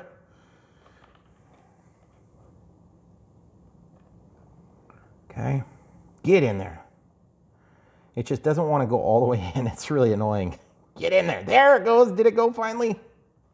Okay, you can pretend like you can imagine what it'd be like if it did. Look away. You could imagine what it'd be like if you did. So now watch what I'm going to do. I'm just going to yank these back, okay? Remember, this is for the person that doesn't know how to solder, okay? And for those of you who don't know how to solder, let's get real, guys. Learn to solder. It's not hard, I promise you. And you can watch my channel, and there's plenty of times where I'm going to talk about soldering, and it's going to work just fine. Trust me. Okay, so we're going to get some electrical tape. You don't have to use electrical tape. You can just use whatever you got lying around, okay? I'm just going to use electrical tape because I want this, I can't see that. I want this halfway job to look good, even though it's not. Okay, so show the people at home what we're doing. All I'm doing is I'm throwing one little tiny piece of tape to hold that and relieve the pressure that would otherwise be exerted if somebody yanked really hard on that wire, okay? It's not perfect. This is going to be perfectly fine though, and I'm going to prove it to you at some point, eventually. See how this works? Guys, all I'm doing is I'm just doing, what do they say? Like 1 ounce worth of prevention is worth what, like 3 pounds of problem solving? 1 ounce of prevention is worth a pound of cure. Oh, really? Yes. I think it's more like 3 pounds. But anyway, okay, so look at that. Wow, that's fancy. So now, all you got to do is, at some point when you set up your radio, you can literally plug this in. Now, I only show you this the halfway style because I care about you and I want you to be able to do it the halfway style if you're really lazy. Hey, I don't know how to solder. I've made it this far in my life. That's because I have you. I was just going to say, why would you need to solder? I know. If you learn to solder, you won't need me for anything else. Oh, sweet. It's going to be over. I'm gonna start watching your videos. Okay, so we have the instruction manuals pulled out so we can eliminate this. Yes, don't throw your instructions away on this. You're going to want to look at page, it's about 1 through 3 or so, maybe 4, and this will help you to understand what to do. We'll walk through that a little bit later. But especially if you're going to do safe. Exactly. Because we won't do that. So normally we don't set up this sort of thing at this stage of the game, but I just wanted you to see that it's really, you don't have to solder, but you can solder. And the beauty is this connector will work perfectly fine with the battery that I'm going to recommend, which is this. Now, along the same line, since we've wasted so much time, let's go over here and we're going to show you something else. Okay, the something else is a smart charger. Okay, so if you don't already have a smart charger, I'm going to answer the question that you guys are all asking yourself. Do I need a smart charger? No, you can use a dumb charger and charge these batteries just fine, okay? Seriously, but you know, these are nice, okay? So I'm going to use an adapter here just to make my life easy. Okay, then I'm going to plug this in. But Brian, you've got your balance lead unplugged. I understand that. Okay, so this is the one that we just got. Okay, so I'm going to hit start. Yes, now watch this, guys. This is where you're going to be like, oh, wow, look at this. Look at that, it's got all the cell counts. Perfect storage level. And you're like, but Brian, it's unplugged. How does that work? It's like voodoo magic. Yep, pretty much. So I'm going to stop this just to be on the safe side. Okay, stop. Now I'm going to plug it in. Okay. So now I'm going to click. And I could hit start. It's charging at 1.5 amps. This is a 4,000 milliamp hour pack. So what I'm going to do is I'm going to press and hold this. Stops it. Now I'm going to press and hold it, and look at this. Now I can go in here and I can change all sorts of settings. Or I should be able to press and hold this.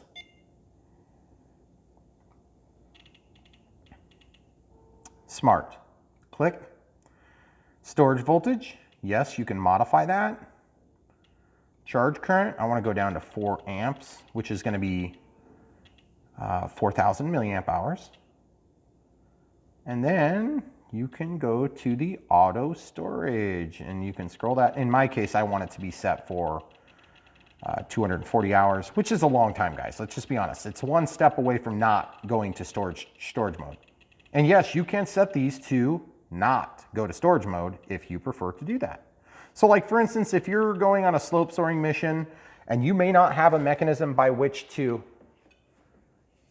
charge your batteries, which first of all, that would be dumb because you can unplug this and you can use another battery to charge another battery, which is pretty cool. Or you don't have to buy this. This is pretty expensive. This is a 30 amp power supply. You can run these so that you can run parallel power supplies to get super crazy amounts of current, okay? I'm not doing that because I've already set this way high. This S1500 will charge your batteries incredibly fast, like way faster than you normally need to. This thing, this is the 1200, right? Mm-hmm. It will charge things one channel, one battery at a time, very fast. The S1100 starts automatically. It's pretty awesome, okay? This is 2 channels, the S2100. This is where I tell people to go because you use AC straight from the wall outlet. Show them what's plugged in up there. Straight from the wall outlet, okay? And then you don't have to have an adapter. This has twin cooling fans, and I've been very, very happy with this. And yes, if you really, really, really want to make your life difficult, you can still do breakout boards. And yes, those are a lot of batteries. All right, without further ado, probably what we're going to do is we're going to pause this video and we're going to throw this after the build because I feel bad for the people that were sticking around for the build that I acknowledged we were going to start earlier. Correct, camera crew? Correct, that's fine. We'll throw this between the build and the radio setup. All right, guys, one other little tip. I forgot to mention this earlier. See what I'm doing here? I just twist this wire a couple of times. It's only 2 wires, so you're not even braiding it. Then I hang on to it and I just twist. And then I just work my way down. You see how it's all tangly dangly? This works super nice and you can undo it, okay? So that's the key, is you want to be able to undo this sort of thing in case you move it to a different plane, or maybe you have an accident and you have to replace something. This is totally reversible, which I like that. So when you're all done, you're going to end up with a wire that's twisted all the way back. And as you know, we didn't solder those, so you're going to get some proof that it's going to work just fine after a little bit. Now, anytime you have telemetry, if you're fully dependent on telemetry, you might get in trouble. I mean, yes, obviously with a Vario, you might be dependent on a Vario just to know where you are spatially. GPS, you might be dependent on GPS to know exactly where you are spatially, but I'm talking about like for your voltage packs, things like that. You have a transmitter, you have a receiver, you have a radio and a receiver involved. If something goes wrong, you're not going to lose your flight control surfaces most of the time, but this would be on the short list of things that I would not want to depend on, okay? Just because we didn't solder it, okay?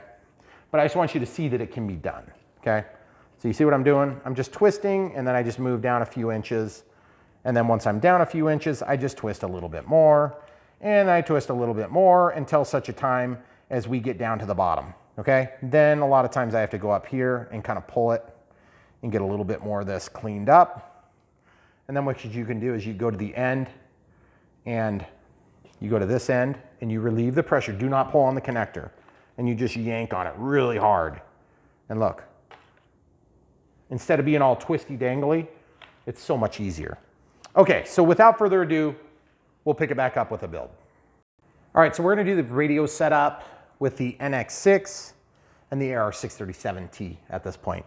So you just watched the process of getting this XT90 battery terminal or plug ready to receive our IC5 connection, okay?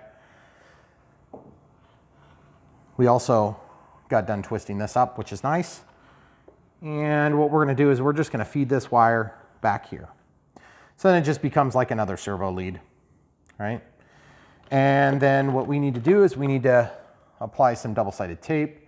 This is not provided with the receiver. I have no clue why. It seems to me like that would probably be reasonable to assume that was gonna be included, but it's not, for whatever reason. I don't know why that is. Kind of weird. So have to use your coaster tape instead. What?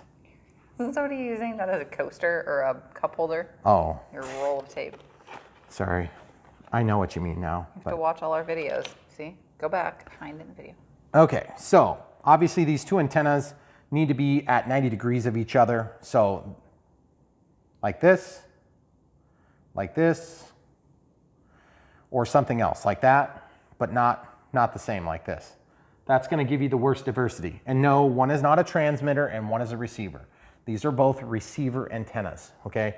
The transmission device is not going to have an antenna on this type of device, okay? I would say it's antennaless, but I don't know if antennaless is a word. So now I want this to be centered, but I don't know if it needs to be. So we're just gonna have to guess and check for this initial fitting. Because I don't want to stick that in the wrong spot and have an issue with CG. So I'm just going to pull these straps undone. I'm just going to kind of put this out of the way.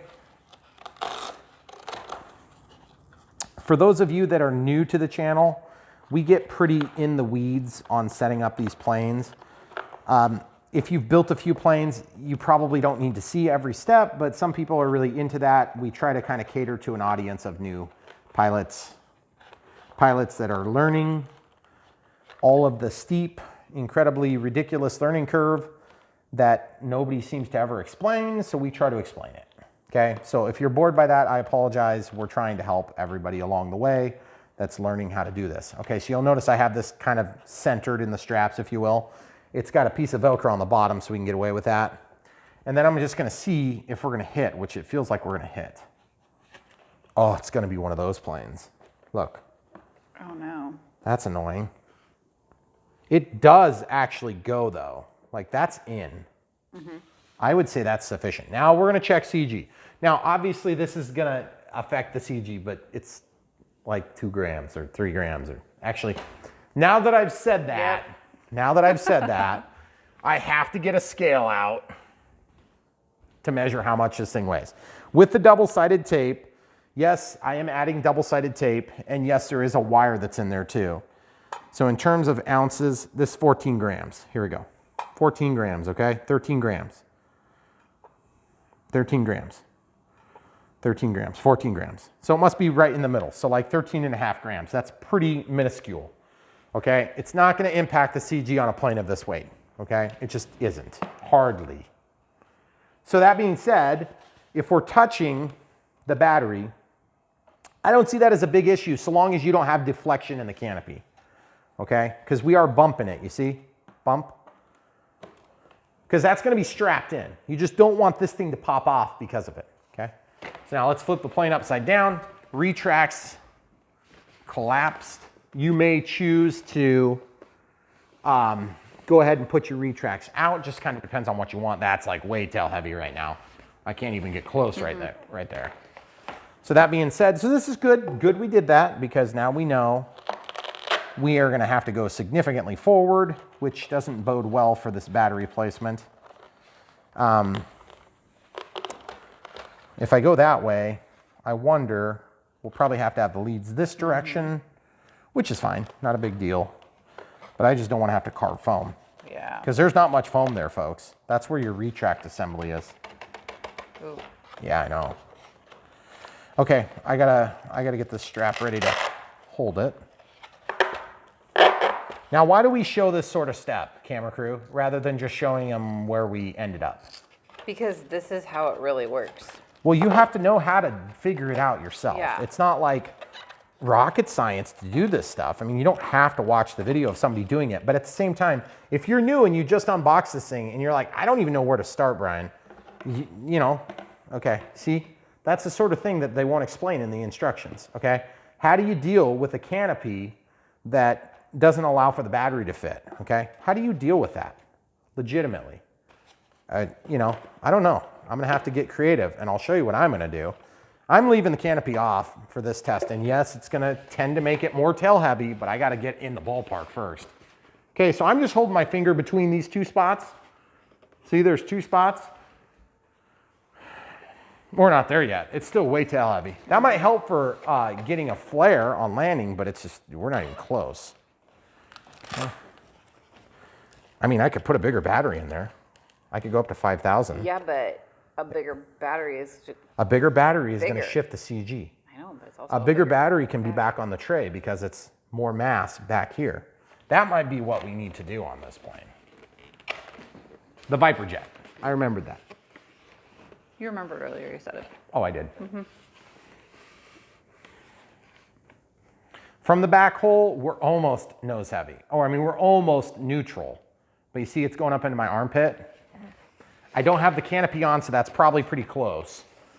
That being said, look where I am. If I slide this forward, I'm like barely holding on here. Yeah. Okay, so the receiver is going to add just barely any weight, but it's going to be right here, right close to the center of mass. So it's not going to make a difference. And then look how far off we are for the canopy. I just feel like we're doing something wrong at this point. I know. Okay, when you run into a situation like this, it's always better before you go and tear into the foam. It's always better to double check your measurements and make sure you didn't screw something up, because as soon as you think you can't screw something up, that's about the time you screwed up really bad. Yep. Okay, so the CG is marked as such. I'm gonna measure. From the leading edge of the wing, I'm at, let's just call it, that's pretty darn close. We're close. We're within a couple of millimeters of where we need to be. So 10.5 centimeters would be 150, or excuse me, 105. 105. Yep. Yep. And then where's the other hole is right at, yeah. And you'll notice I'm trying to kind of measure like this because this is at an angle and that's square, okay? So you got to try to measure square. That's pretty close. That's right at 1,000 or 100 millimeters. Yeah. I don't And think, I mean, not that the picture is always totally accurate, but they show it, you know, centered in the straps. yeah, but I'd like good luck centering that in the straps and getting it to work. Okay, Right. so as a means to an end, I want to use this 50C pack, but because I have them and you're asking at home, you're like, just put a bigger pack in there, Brian. I can hear you guys screaming from wherever you are. Put a bigger pack, like 100C 5000 or a 50C 5000. She's cringing. She's cringing like there's a problem. Because it's a bigger battery. So what? Bigger battery's okay as long as if your CJ ain't gonna work. you know, it's like this. I don't hardly ever put dead weight in a plane, because if I put a little bit of dead weight out here, the overall weight of the plane changes less, but we can correct the CG easier, okay? Because you're out at the end of the fulcrum, okay? But let's say that, and by the way, bigger pack, you're concerned about how big it is, right? Yeah. Okay, see this? I've got it all the way up at the front edge. Let's just see how bad this is. Okay, first of all, that does go in. Let's just see if this works. Maybe we're just kind of gonna have to work this out because it's not as tall as you were thinking. See? Got a little bit of a bulge there, so we'll still have to do some work. But it's in there. Close. Now let's see how bad the CG is. Oh, this one's kind of challenging to reach, to see from both sides. From the back hole, it's CG'd That's a lot out. better. It's still a little bit on the tail heavy side, I'll be honest. On the front hole, it's tail heavy. Can you get it a little bit more forward Yes. and still get canopy on? Yes, I could put the wires that way. But you see what I'm saying, camera crew? Yeah. With the 5000, she balances out perfectly. That's crazy. I know, it's crazy. So the alternative is this. You're gonna be taking a crap load of foam out of here. Now that's not really a big issue. This isn't, you can't see through it. Right. So it's not gonna, you're not gonna lose anything. But that's, I'm like, not the way it. Plus you won't have quite as much strength because there is some rigidity that comes from that foam. Is it an issue? Not really. So it's either this or the correct size, but the correct size is gonna have to be way up there. That being said, I get to use a 100C pack and a 50C pack, which is, you know, a lot bigger. They wanted 35C, right? Yes. Okay, I may have misspoken and said 45C earlier in the video. If so, I apologize, folks. No, I don't think you did. Okay, good. So now let's talk about weight, since we have a scale out, okay? So the original battery that I wanted to use was this, okay? It's got some Velcro on the bottom. So 566 grams, 704, that's the 100C 5000 Smart Pack. This is the 5050C. Get ready to be disappointed. It's more heavy. So that being said, the reason I show you guys this, that was a totally unexpected, but you'll notice the thickness of these, it's about the same, okay? So that's great. That means the canopy still closes, we don't have to cut foam out, and we don't have to add dead weight. Dead weight is a waste of time in planes. If you're putting dead weight in your planes, try a bigger pack first. If you can get away with it, you'll be happy. You get a longer flight time, you get similar performance. Okay, so this one's done too. Now, if you want to put the smaller pack in here, I'm gonna show you how to do that right now. And I'm not real excited about this, but I'm gonna do it because I know you guys are gonna wanna know how to do it. So, if you wanna get this one to balance your plane out, obviously, you need to get it quite a bit forward. Okay, now how can you get it quite a bit forward? You know, it's kind of square, it seems to be a little bit, we have calipers here. It's shorter in one dimension than the other, is what I'm getting at. So that's like 40, let's call that 43. And then this one's 43. It's darn near square. It doesn't look like it's square. You flipped it all the way around. Oh, I did. 44 by, it's 44 by 42. So you are, I mean, you don't scoff at that if it takes two to get it in there. Well, I know, if it's 2 millimeters, that is what it is. Yep. So let's try this. I do not want to take any of this material out because that's going to be the backing for your landing gear. I agree. You do not want to take that material out, okay? So if we're going to fly it on 4,000, you got to be all the way forward, okay? All the way forward, like ridiculously all the way forward, okay? So all the way forward like this. Then the next step is you have to make an accommodation for this, okay? So watch what I'm going to do. I know, that's like cringe-worthy. You see the marks? I see the marks. Okay? This is what you can do now. I know. I feel the same way. Just tell the people. No, I'm not gonna just. I'm not just gonna tell the people. I'm gonna do it. But that's like. What? What? What? You should take a lot out. I know. You gotta take a lot out. What else? What kind of a show you think this is? Okay, so foam carving is part of a reality that we face within the foam community. okay? And then you get to see inside the canopy too, which is kind of cool. I'm not happy about this either, guys. But you know what? That build was easy, and you jinxed it totally. I know. It's my fault. I'm sorry. Are you saying you're sorry to yourself? Yes. And all the people watching. We're like, hey, this is only going to be an hour-long video. Nope, sorry. Whatever. Now it's 3. That presupposes that they wanted an hour-long video. If you're on this channel, You should know better. you should know better. Exactly. Okay, so now we have to try to dig this out, and you're noticing that it doesn't want to come out yet, right? That's because this foam is solid here, evidently. That's good. If it's solid, that actually gives us more to work with, which is a good thing. So in this case, I'm going to grab a utility knife, or I'm going to grab something that I can hot knife it with.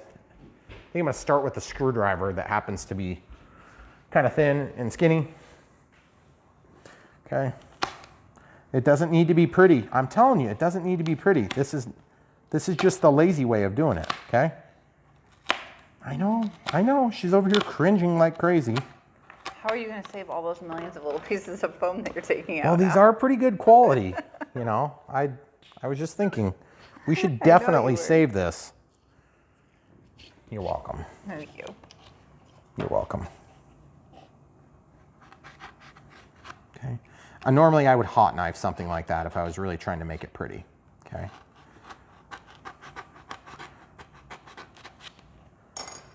You've seen me hot knife it before. Yeah. Okay, so that's going to give us quite a bit of clearance. I probably took out more than I need. That's okay, not going to hurt anything. Okay. But since I've already cut it, then I might as well go ahead and get this figured out. Okay, it's going to break free now, I can tell. I'm on the cusp of success. Yes. See, nothing too fancy. That's definitely enough clearance now, Clarence. See this?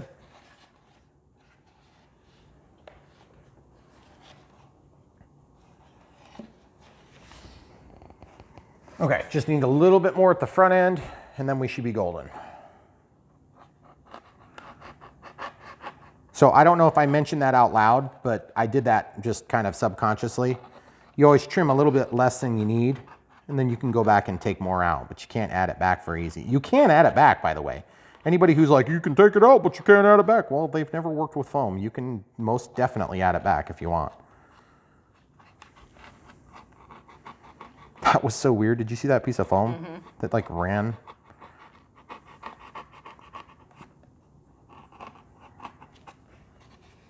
Okay, so I'm just gonna come in here and slice and dice a little bit here and here and here, okay? Now, again, you could just use the bigger battery, but I think what we're gonna do in this case is we're gonna review both. And then we'll just show you, maybe you don't wanna do this. Maybe it ends up working better with a 5,000. And maybe you've already got a 5,000. Maybe you've only got a 6,000. Well, let us know how that works. Is there a 6,000? I don't know, we have a 7,000. Yeah. There's probably a 6,000. I just don't have it yet. Yet. It's a little bigger opening. Oh, we're getting super close here, folks. We're getting really close. Really close. That's really putting some pressure on it. Okay. And we're just going to take a little bit more.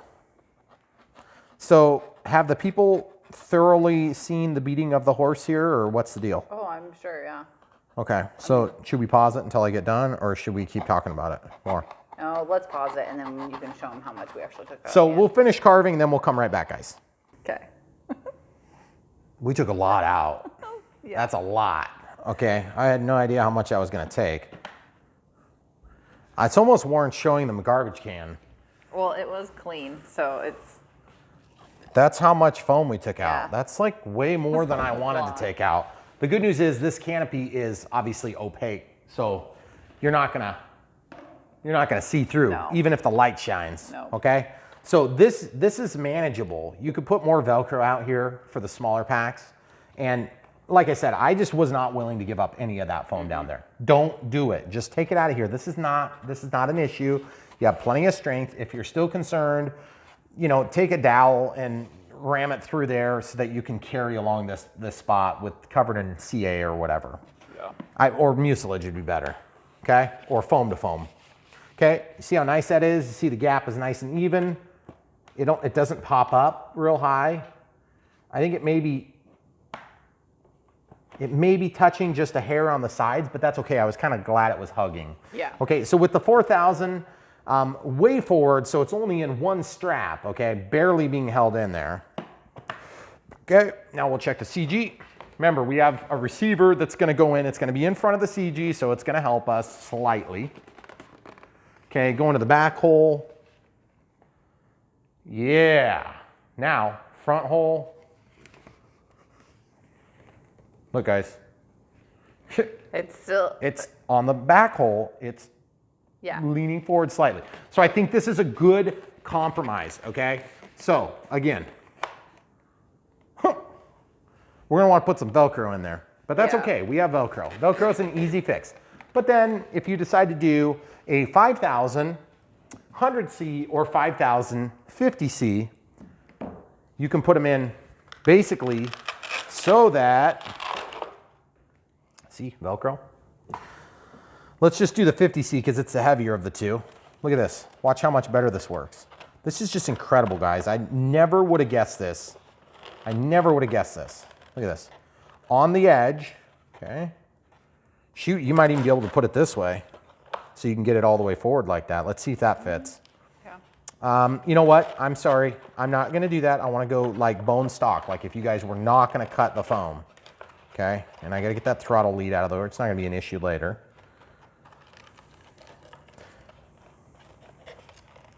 Now I want the wires going forward because that's going to provide a little extra weight and we have plenty of reach to make the plug, okay? And then we can pull a little teeny bit of that. You can clearly make that connection, okay?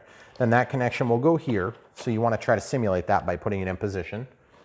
And then this will not have to be modified to go on. It'll just go on perfectly.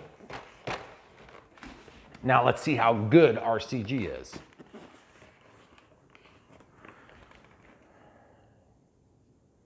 That's pretty awesome. It's slightly more tail heavy than with that, okay? With 4000. So that was way more time than I expected to have to spend on that. But it really wasn't that hard. If I would have known how much to remove, it would have been a lot easier. But I was just taking a little bit at a time. And so that took a little longer. Now the other thing is to get that right on where it needs to be honest, you could just put it up on the lip like this and you'll clear. And if not, you can just trim.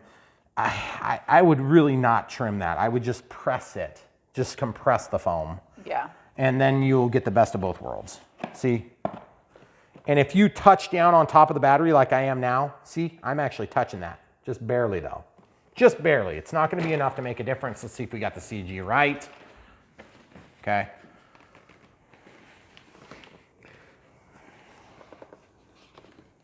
All right, forward and backward. So that's a lot like our 4000.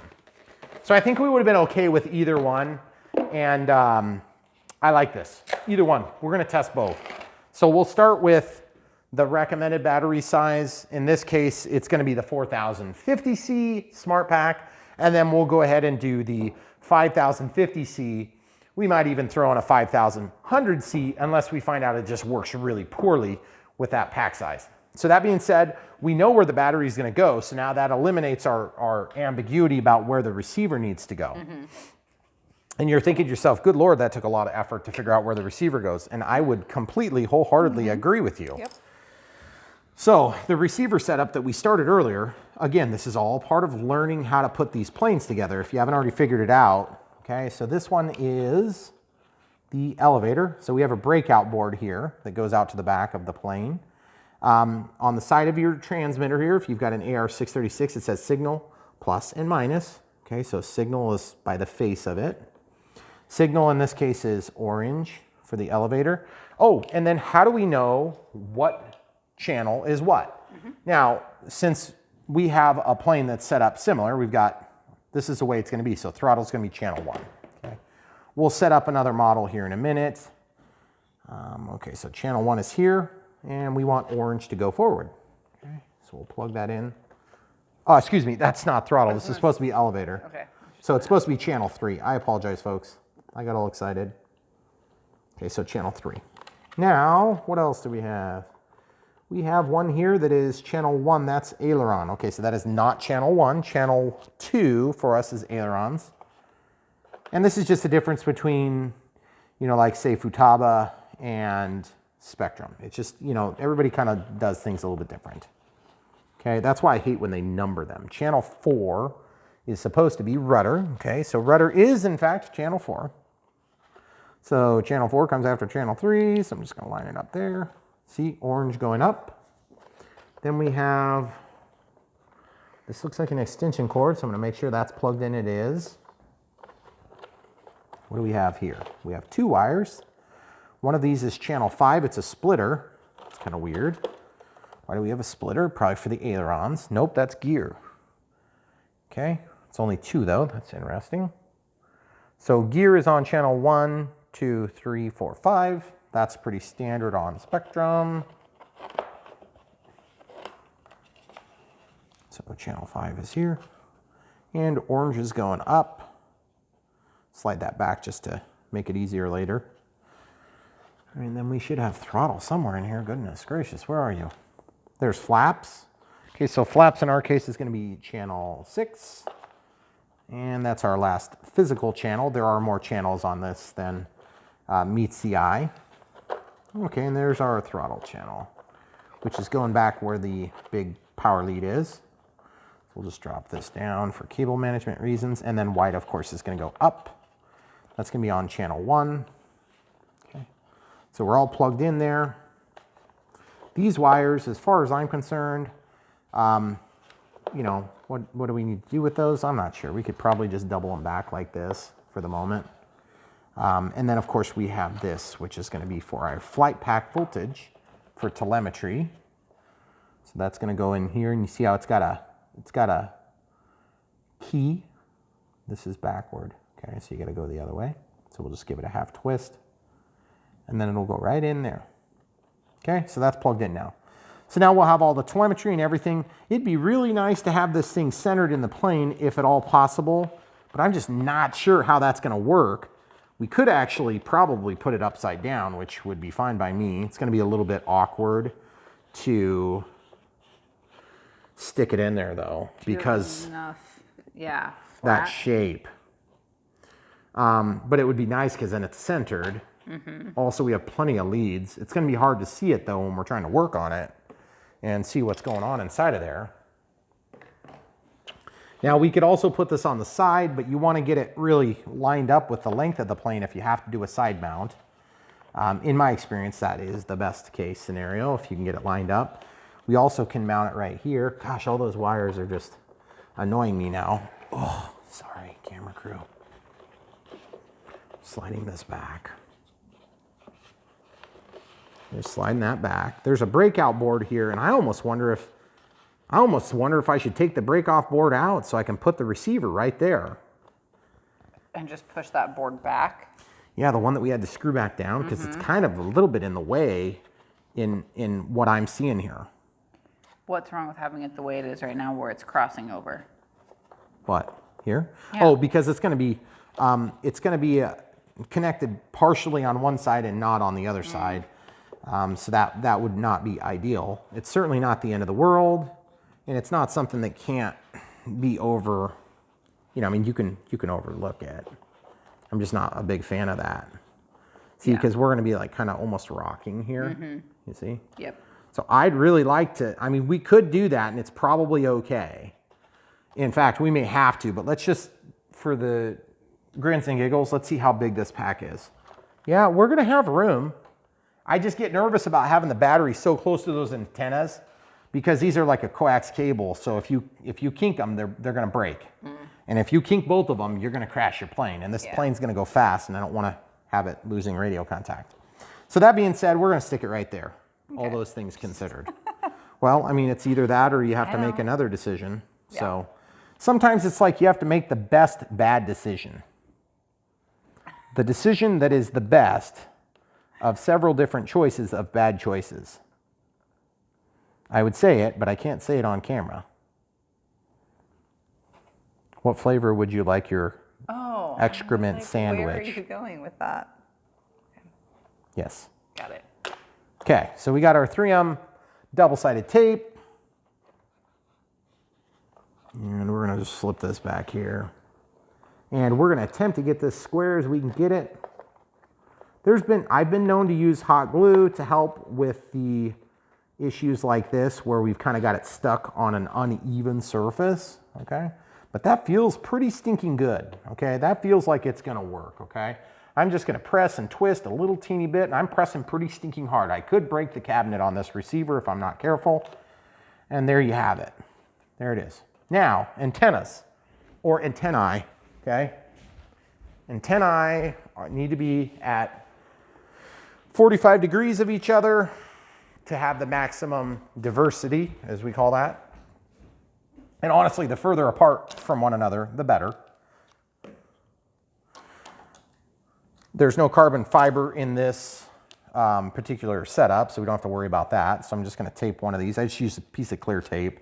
Super easy setup. You don't have to get super fancy with this. You can if you want.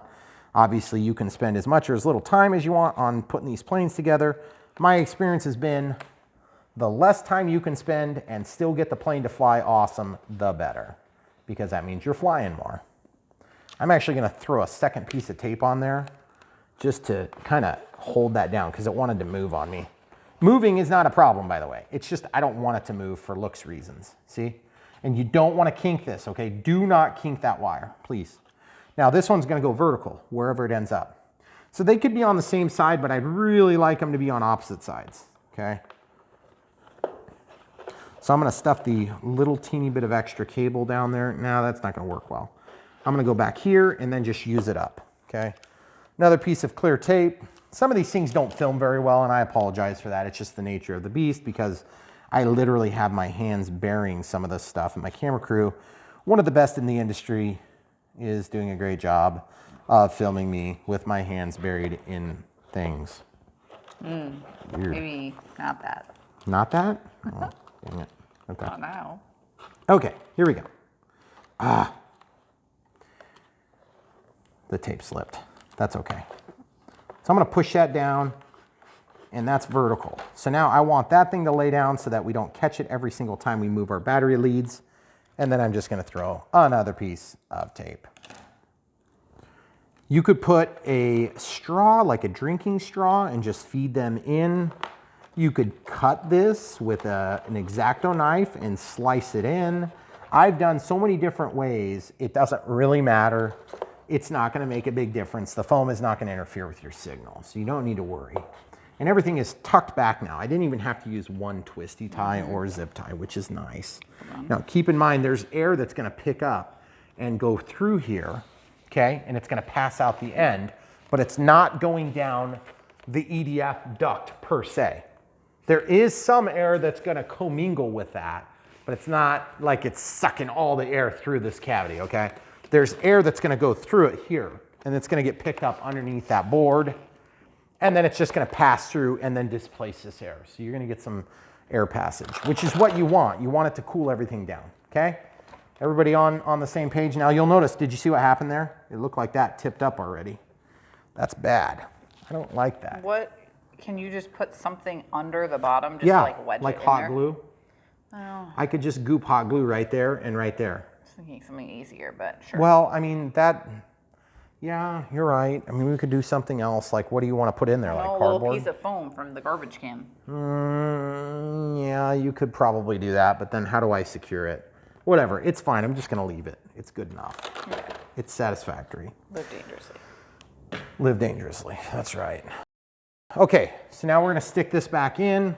I guess for now, we'll go ahead and set it up with a 4000 just because we know kind of where that sets.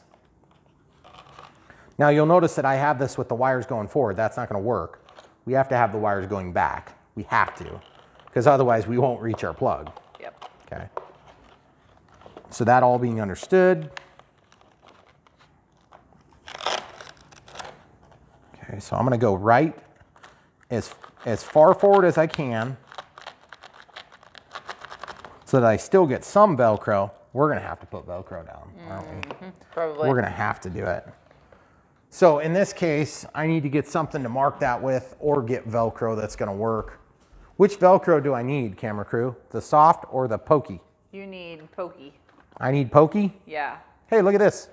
I got a bunch of Velcro here. Oh, sweet. Do you guys have Velcro in your drawers? Kind of I a do. personal question. Well, I don't count. okay, so soft pokey. So this pokey needs to, oh, that's gonna be just centered right there. That should work out pretty good. I don't usually get bent out of shape on Velcro except when you're talking about a fast jet, okay? I have had batteries come out at the top of crazy maneuvers, and it's a little bit disconcerting watching a battery go like this, woo, woo, woo, and then they work. I don't think Horizon would let me use that one if that happened. Probably not. So, I recommend against it. yeah. Yeah, don't do that. Don't be like me. All right, here we go. I'm gonna pull this to get that right at the edge of the battery, and then I can really tweak down on there. Whoa, whoa. A little too much tweaking. A little too much twerk. All right, so we're ready to go. So now the next step is, of course, going to be to set up the radio. And so without further ado, we've already, this is what I'm saying, guys. You get a bind and fly. You don't have to pick where the receiver goes, but you may still have to do something like this. And that's just the nature of the beast. Look at this. Oh yeah, that's a good fit. Got nice tight seams. We are ready to build a new model. We are gonna pause, clean up our stuff, and come right back. All right, folks, so we're gonna do the radio setup. We've already done the radio install inside of this Futura. And obviously, if you're watching along, you've already seen it. We have the 4,000 milliamp hour pack right where it's located. And yes, that's where it's located because we had to cut this out.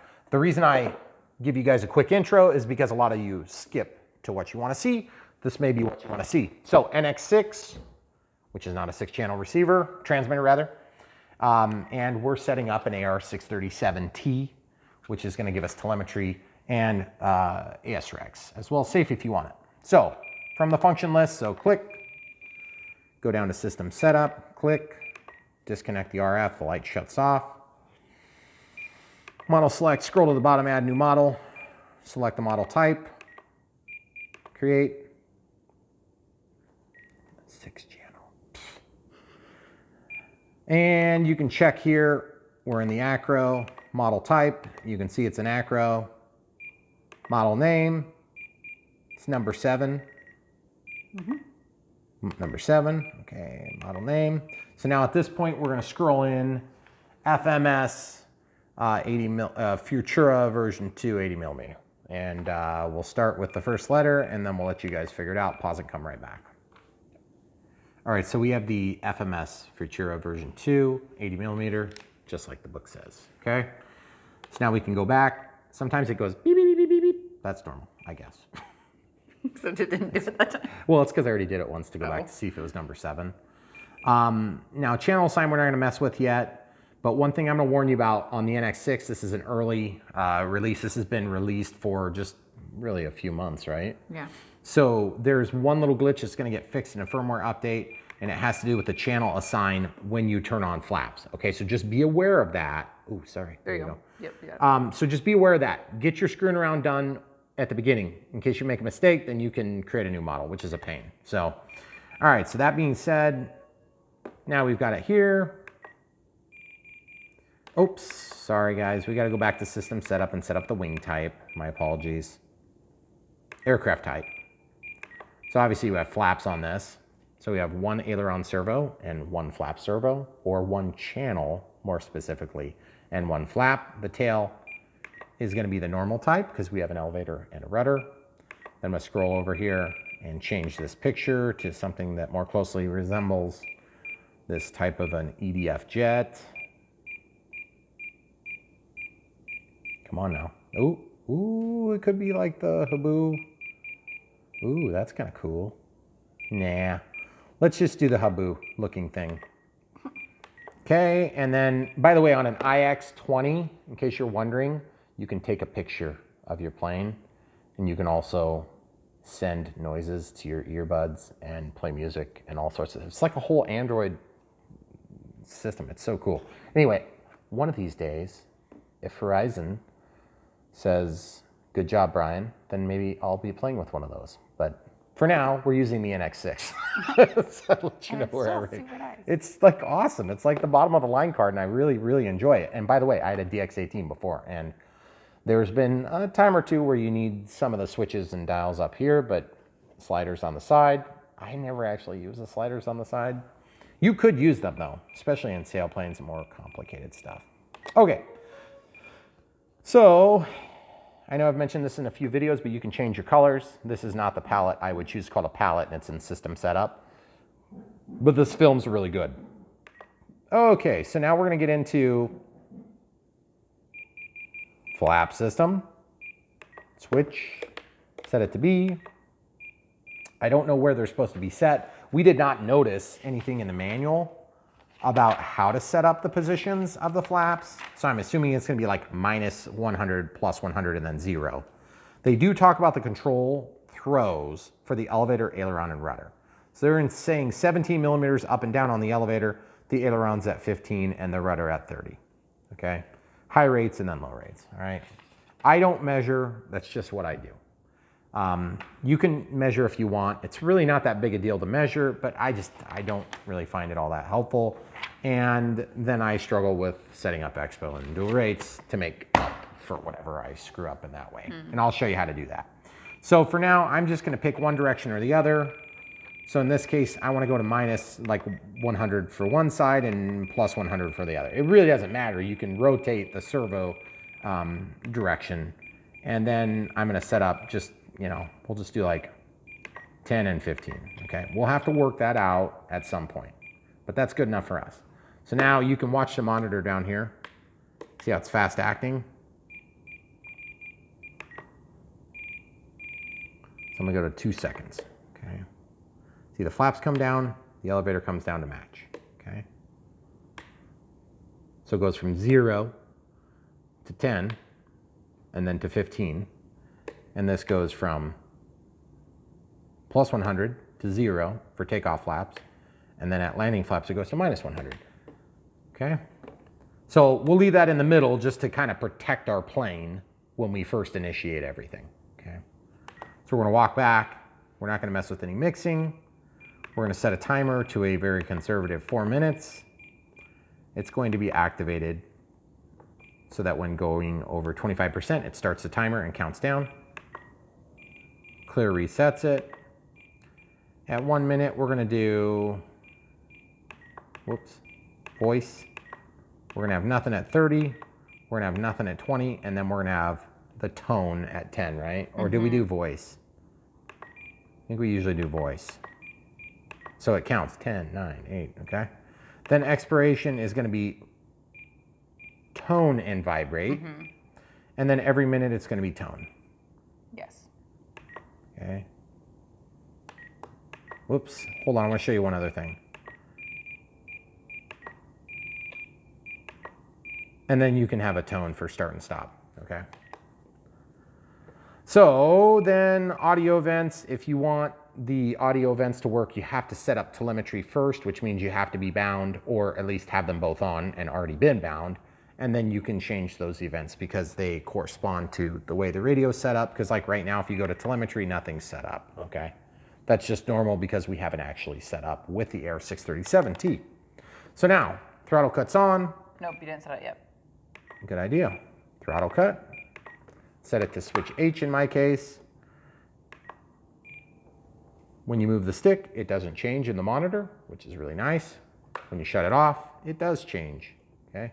I picked this direction because I figure if I lay my transmitter down, it's most likely to get bumped into this position, which is safe. and this would be unsafe, okay? Except if you can stick your hand into this and get into that impeller, you're a very special person. Okay, so that being said, throttle cuts on, flaps are in the neutral setting, but I want them off by default for fail-safe, okay? Gear are in this position. I honestly don't know which direction they need to be. Throttle's all the way down, and of course the sticks are neutral. Let's talk about our initial dual rates in Expo.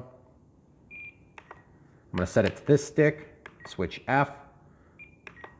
My initial settings are gonna be a little bit higher this time, being this is a plug and fly. So I'm gonna go 10, 20, I'll do 30, so you get a linear change. And then at the top rate, I'm gonna go down to, I'll go to 90%, okay? Leave these rates at 100 and 100, okay? So that's gonna deaden it the most. That's gonna deaden it the least. It's gonna be the most exciting to fly here. It's gonna be the least exciting to fly here, and I start in the middle. Then we replicate that for the elevator. Okay, so the least exciting setting, we're gonna have 30% expo. Now this is likely to change to the higher side when we're all said and done. So then this will be to 20, and then this will be to 10. So you're always gonna have a little bit of expo, more, and then most expo. And or dual rates are gonna deaden the controls the most. These are gonna be the most sensitive, the most insensitive, and neutral, meaning the middle, not neutral like nothing, just neutral like the lowest. And this has just served me well over time. It's not necessarily the right way. People ask me all the time, what do you do for Expo? Well, first of all, watch the video. Second of all, what I do for Expo is I start here and I give myself an out if there's not enough, and I give myself an out if there's too much. That way I can get it landed and then make adjustments. That's what we just did on our last video, and it was a significant adjustment, correct? Yes. Okay, so now that we have all that set, we have the timer set, we have the throttle cut set, the throttle cut is engaged, we're in our middle setting for dual rates in Expo. This switch isn't used yet. This switch will be used to change our AS3X settings, and our gear are what I want to be gear down setting. Gear up, gear down, okay? Start learning the way you want your switches to be all the time so you can do them without looking at them. I still have to look at them occasionally because I'm just learning a new transmitter, even though it's set up almost identical to the DX18.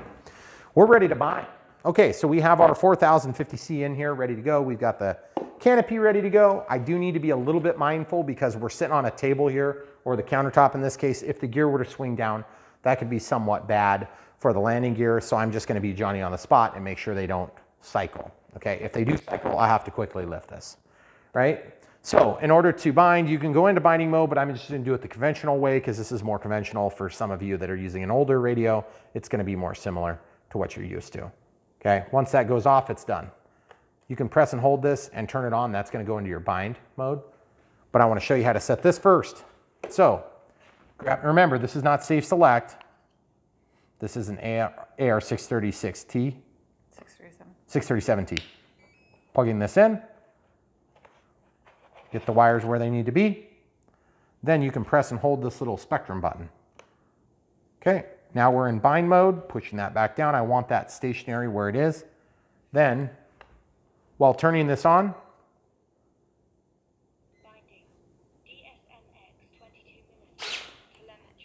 okay, exactly as expected.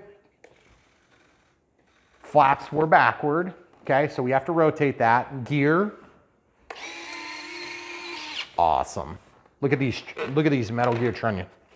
Look at that. That is awesome. That is gonna be super nice, guys. Wow.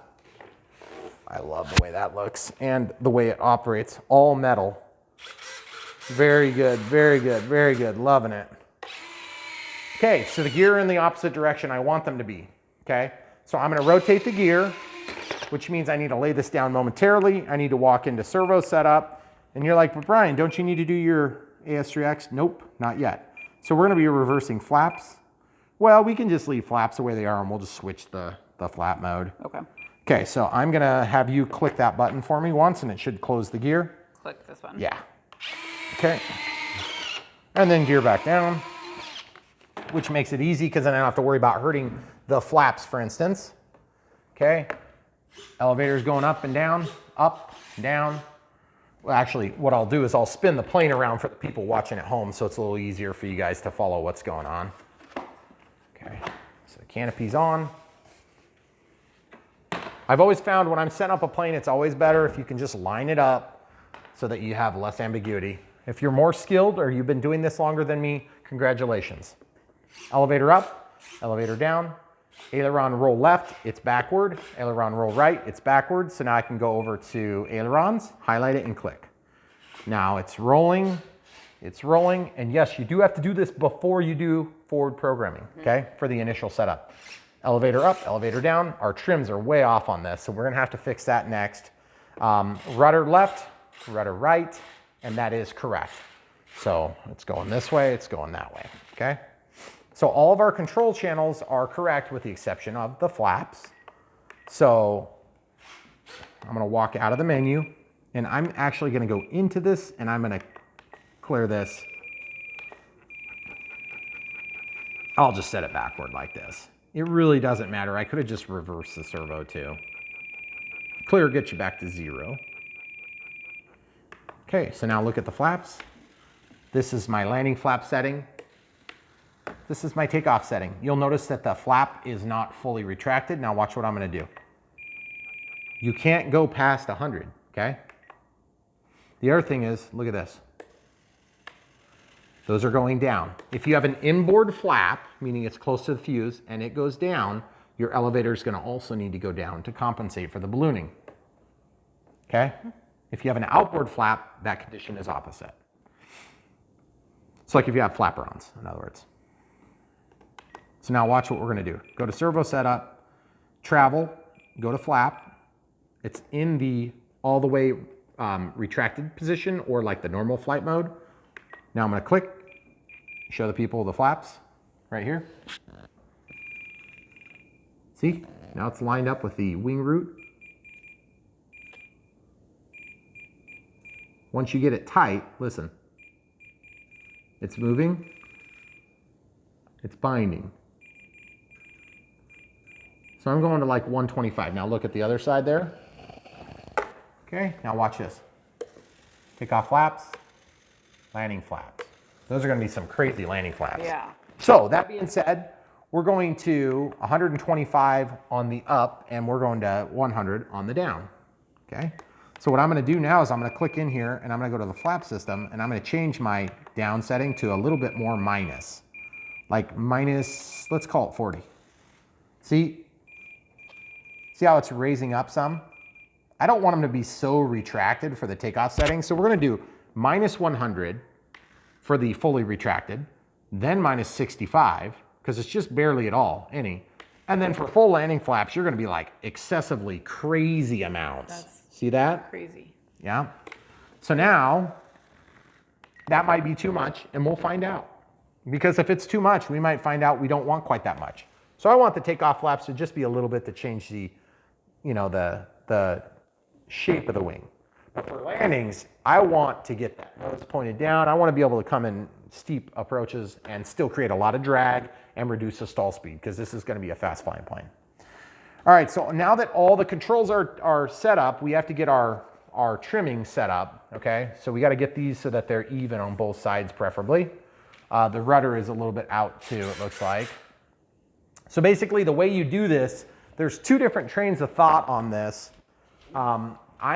I don't have this tool that I was complaining about earlier. What's that tool, camera crew? The ball joint pliers. The ball joint pliers. So I either have to pop the ball joint off like this, or I have to do another thing, and I'll show you the other thing too. This is an easy way to do it if you can, okay? You can actually unscrew this, okay, from the control surface on these FMSs. And that makes it a lot better, you see? Mm-hmm. Then, in order to bring this back, we have to screw this in that way, okay? So there's one, then there's two. So let's see if that pulls it over enough. Looks like we might be pretty close. Nope, one more. One more. Ow, I grabbed the screw and it poked into my thumb. Okay, so we're not quite there. We need probably one more. One more. Full turn. And then there it is, okay? So it feels like that's pretty close. Let's see what happens when I screw it in. It might not be quite right. Okay, go into the same hole that we had already used. Okay, so that's tight now. And then just turning it so it's flat, okay? See, we just overshot a little bit, just a little bit too far. It's really hard to tell because the angles of all those different moving parts, you know? I just hope it's not a half a turn, because then if it's a half a turn, you got to take the screw out, and that doesn't look like it's going to work very good because it's got a countersunk hole on it. Yeah, I think you need to go. Oh, does it have a countersunk hole? Apparently not. Maybe it doesn't. No, it's not countersunk. I apologize, guys. It's not countersunk.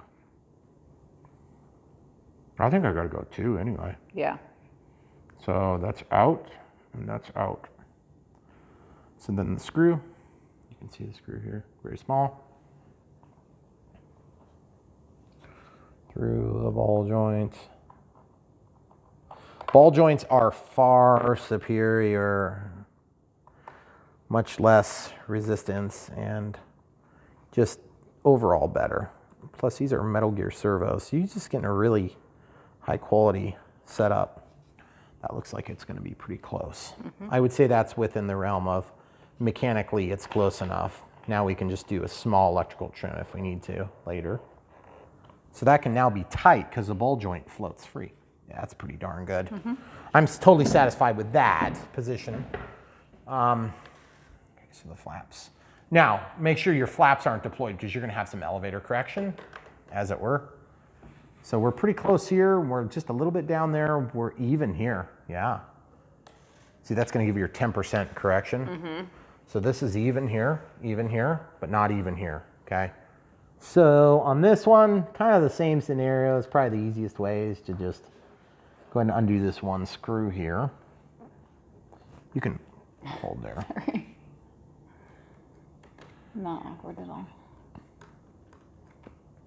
Okay, so we'll just let that drop down. Now we need to raise this up just ever so slightly. So I'm probably gonna have to pull this little screw out. And then I'm gonna unscrew this to myself. 1/2 a turn is probably what we need. Okay. Okay, so are we in the outside hole? We are on the outside hole. Okay. Yes. Now, if we find out that there's too much throw on this elevator, which I kind of doubt we will because it's a very small elevator, then we can go to the inside hole and get more precision. And you'll notice that's pretty darn close. Yeah, that's pretty good. I would say that that's within the realm of what we need to have a starting point. It doesn't have to be absolutely 100% perfect, but you want this side and that side to agree pretty much perfectly. If it's a little bit down or a little bit up, it's not the end of the world. You can correct that pretty easy, and you'll have enough trim adjustment.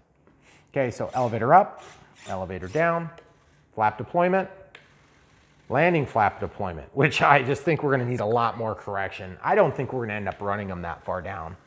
But if you were gonna measure, you would measure, I believe, at the wing root, up and down, okay?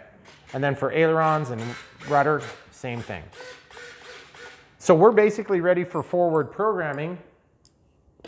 So what we're gonna do now is forward programming is kind of like the new thing for me. The AR637T is gonna allow you to set up your AS3X and just teach the receiver what position it's been mounted, okay? You can also go in and manually set it. So this is where I refer to this document if I have questions. This is the one of 2 documents. This one kind of talks about just the equipment and how it lays out and all that good stuff, some of its features. And this one talks about the setup, okay? So if you haven't already updated your firmware on your transmitter, you may need to do that. If you were like me and you're running like 4-year-old firmware, that's not good. Update your firmware, please, especially on this. It's got Wi-Fi, it's super easy. So if you want to look over my shoulder, we'll go ahead and go through this process. So you click, go into the function list. Tell me if you can see. Is there any glares? Okay, forward programming, connecting, main menu. It's thinking, now it's giving me gyro settings, other settings. So I think it's other settings. Fail safe, initiate receiver bind mode, factory backup. Okay, so we'll go back. Gyro settings, first time setup. Yeah. Make sure your model has been configured, including wing type, reversing, trim, etc. You can fix that if you make a change later, but you do have to. Require warning, yeah. Okay, so then highlight next and click. Okay, set the model level and press continue. Continue. Set the model on its nose and press continue. If the orientation on the next screen is wrong, go back and try again. So I'm gonna click continue. Once I set this on its nose, try to keep it on its nose like if it was sitting on the table, keep it on the table. I don't know if that actually matters, but I'm just gonna pretend like it does.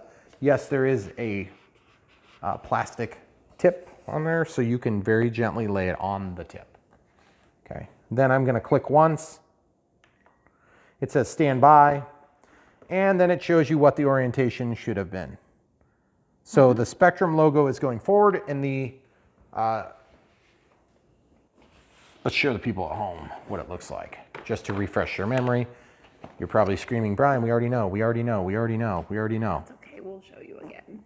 Okay, so you see there's a picture of an airplane going this way, and then there's the Air 636 going this way, just like it is here, okay? So that tells you that we did that part right. Now, real quick rundown, I'm gonna click on continue. Gain channel, select. So I think I'm gonna go, gain channel is gonna be auxiliary 2 because we haven't used that, we've used everything else. And then the input is gonna be D, okay?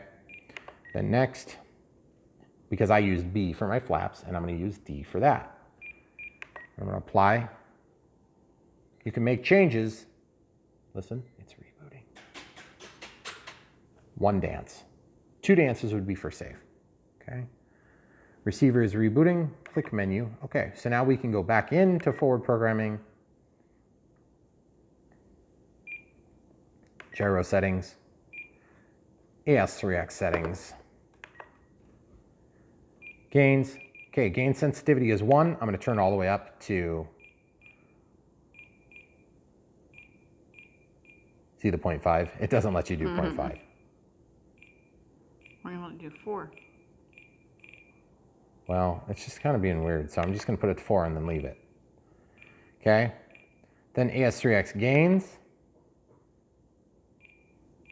You can change those gains. It's actually retrieving them from the telemetry right now. That's why they were coming up. That's why I do this.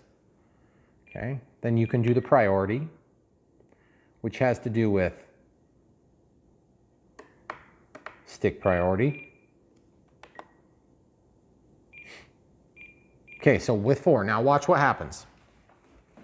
I haven't given throttle, so AS3X is not active yet.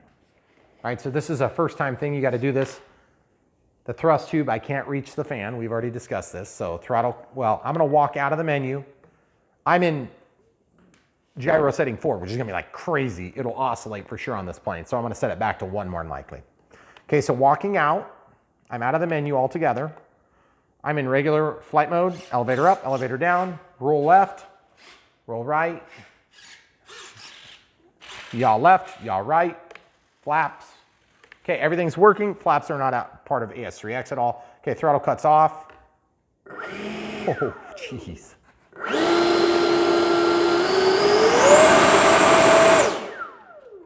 That's crazy. Better not knock my Christmas tree over. I was just gonna say, that's crazy. Okay, so good. So now the AS3X will be working. So when I lift this, the elevator should go up. When I yaw it, it should go that way. Yaw it the other way, it should go the other way. Ailerons should go up and down. Okay. So here we go. Elevator up, down. Yaw left, yaw right. Aileron up, aileron down. Aileron up, aileron down. So it's obviously working in the correct direction, but that would oscillate immediately. So like if you took off, it would just try to oscillate immediately. Yeah. So I'm gonna show you another thing that's really nice, okay? This is where we assigned our gain to this switch. Now you could also assign it to a slider or a knob if you had them. Okay, so watch what happens. So listen.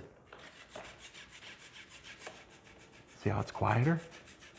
See how it's nothing? See how it's quieter? And it's louder? and it's quieter, and it's nothing. Okay, the reason I show you that is to demonstrate that your gain setting is going to be impacted by moving this switch. So this is the switch position I'll normally fly in, so it'll be like the maximum gain. If I find that it's too much, I can go to the middle. If I find that it's still too much, I can shut it off. The key is give yourself an out. You have to have an out on a maiden flight. Okay, so now going back in here to forward programming again. Throttle cuts on. Okay, so it's going to warn you because it doesn't want the plane to like take off on you. Other settings. You can do failsafe, initiate receiver bind mode, factory reset, restore from backup, save to backup. So like you could save these settings somewhere if you want. But I'm going to go into gyro setting. First thing I'm going to do is I'm going to go to AS3X setting. And you remember this? I'm going to scroll that down to 1 and then leave it. It's a little weird. You kind of got to be quick. Otherwise it changes. That's weird.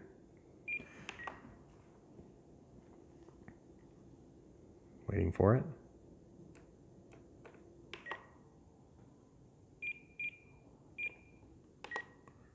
Okay, now I can go to the flight mode setup.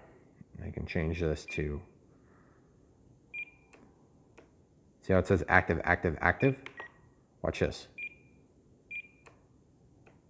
Flight mode channel, auxiliary 2. In this case, it's set to D as well. So that's where having extra channels would be handy, because then I could add another unused channel that's not attached to one of the control surfaces, and I could do other settings. So like I could have the gain here, and then I could have flight modes. So you can make your gain adjustments here, and then you could have all the way on, halfway on, off. Or all the way on, nothing, safe, or whatever you want. You can set it the way you want. So in this case, now I can go back. Oh, excuse me, rather, I'm gonna go back into that, I apologize guys, flight mode setup. Okay, so you'll notice it says 1, 2, and 3. Okay, so I'm going to turn it to inhibited on flight mode 3 and not inhibited and not inhibited. Okay, so now when we go to fly, elevator up, elevator down, roll left, roll right, rudder left, rudder right, flap, flap. Okay, we've already initiated AS3X earlier, but we have to do it again because it reset. No, actually it didn't reset. So it should still be working, but we changed the gain to 1. Yeah. Okay. So you see this? Listen. Off, half, full.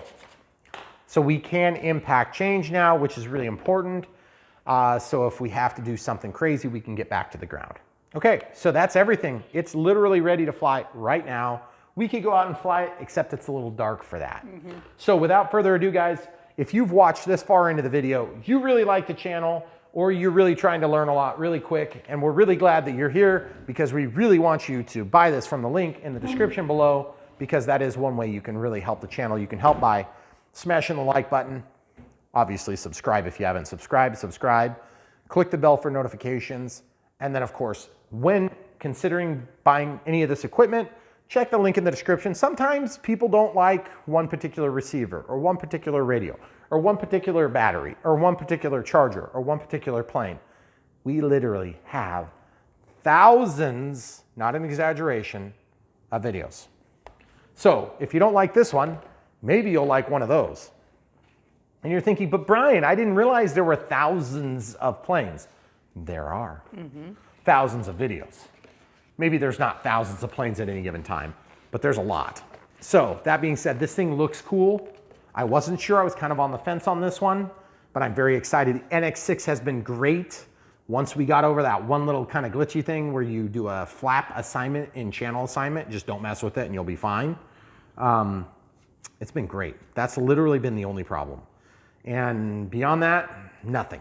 So it's been very, very good. We got the bigger battery in here. It charges on a USB plug, which is really nice. That is a USB micro, not a USB-C. It's a USB micro, okay? And it's given us tons of battery life. It does run on a 5-volt circuit, which is a little bit different than what I'm used to. Like the DX18, I think I was 7.8 volts or something like that. I'm not sure if that's a lithium ion, but this one seems to run a little bit lower. But it's nice because you plug it into like the power supply, which is already out anyway. Yeah, because we're charging our lapel mics. Yep. So it works out good because we have 3 lapel mics, the thing that goes to our cell phone, the thing that goes to my camera crew's mic, my mic, and then this thing, of course, which is really nice. And then we can be charging whatever battery we used all with one power supply, which is super nice. This thing is great, guys. I hope it flies half as good as it looks because it's gorgeous. I wasn't sure if I was gonna like this goofy antenna looking thing, but it's kind of cool. Helps with the deviation between the upside and the bottom side. So anytime you can do that. Oh, and then I'm gonna retract the gear here so you can see. I didn't really do that for you. Very straightforward.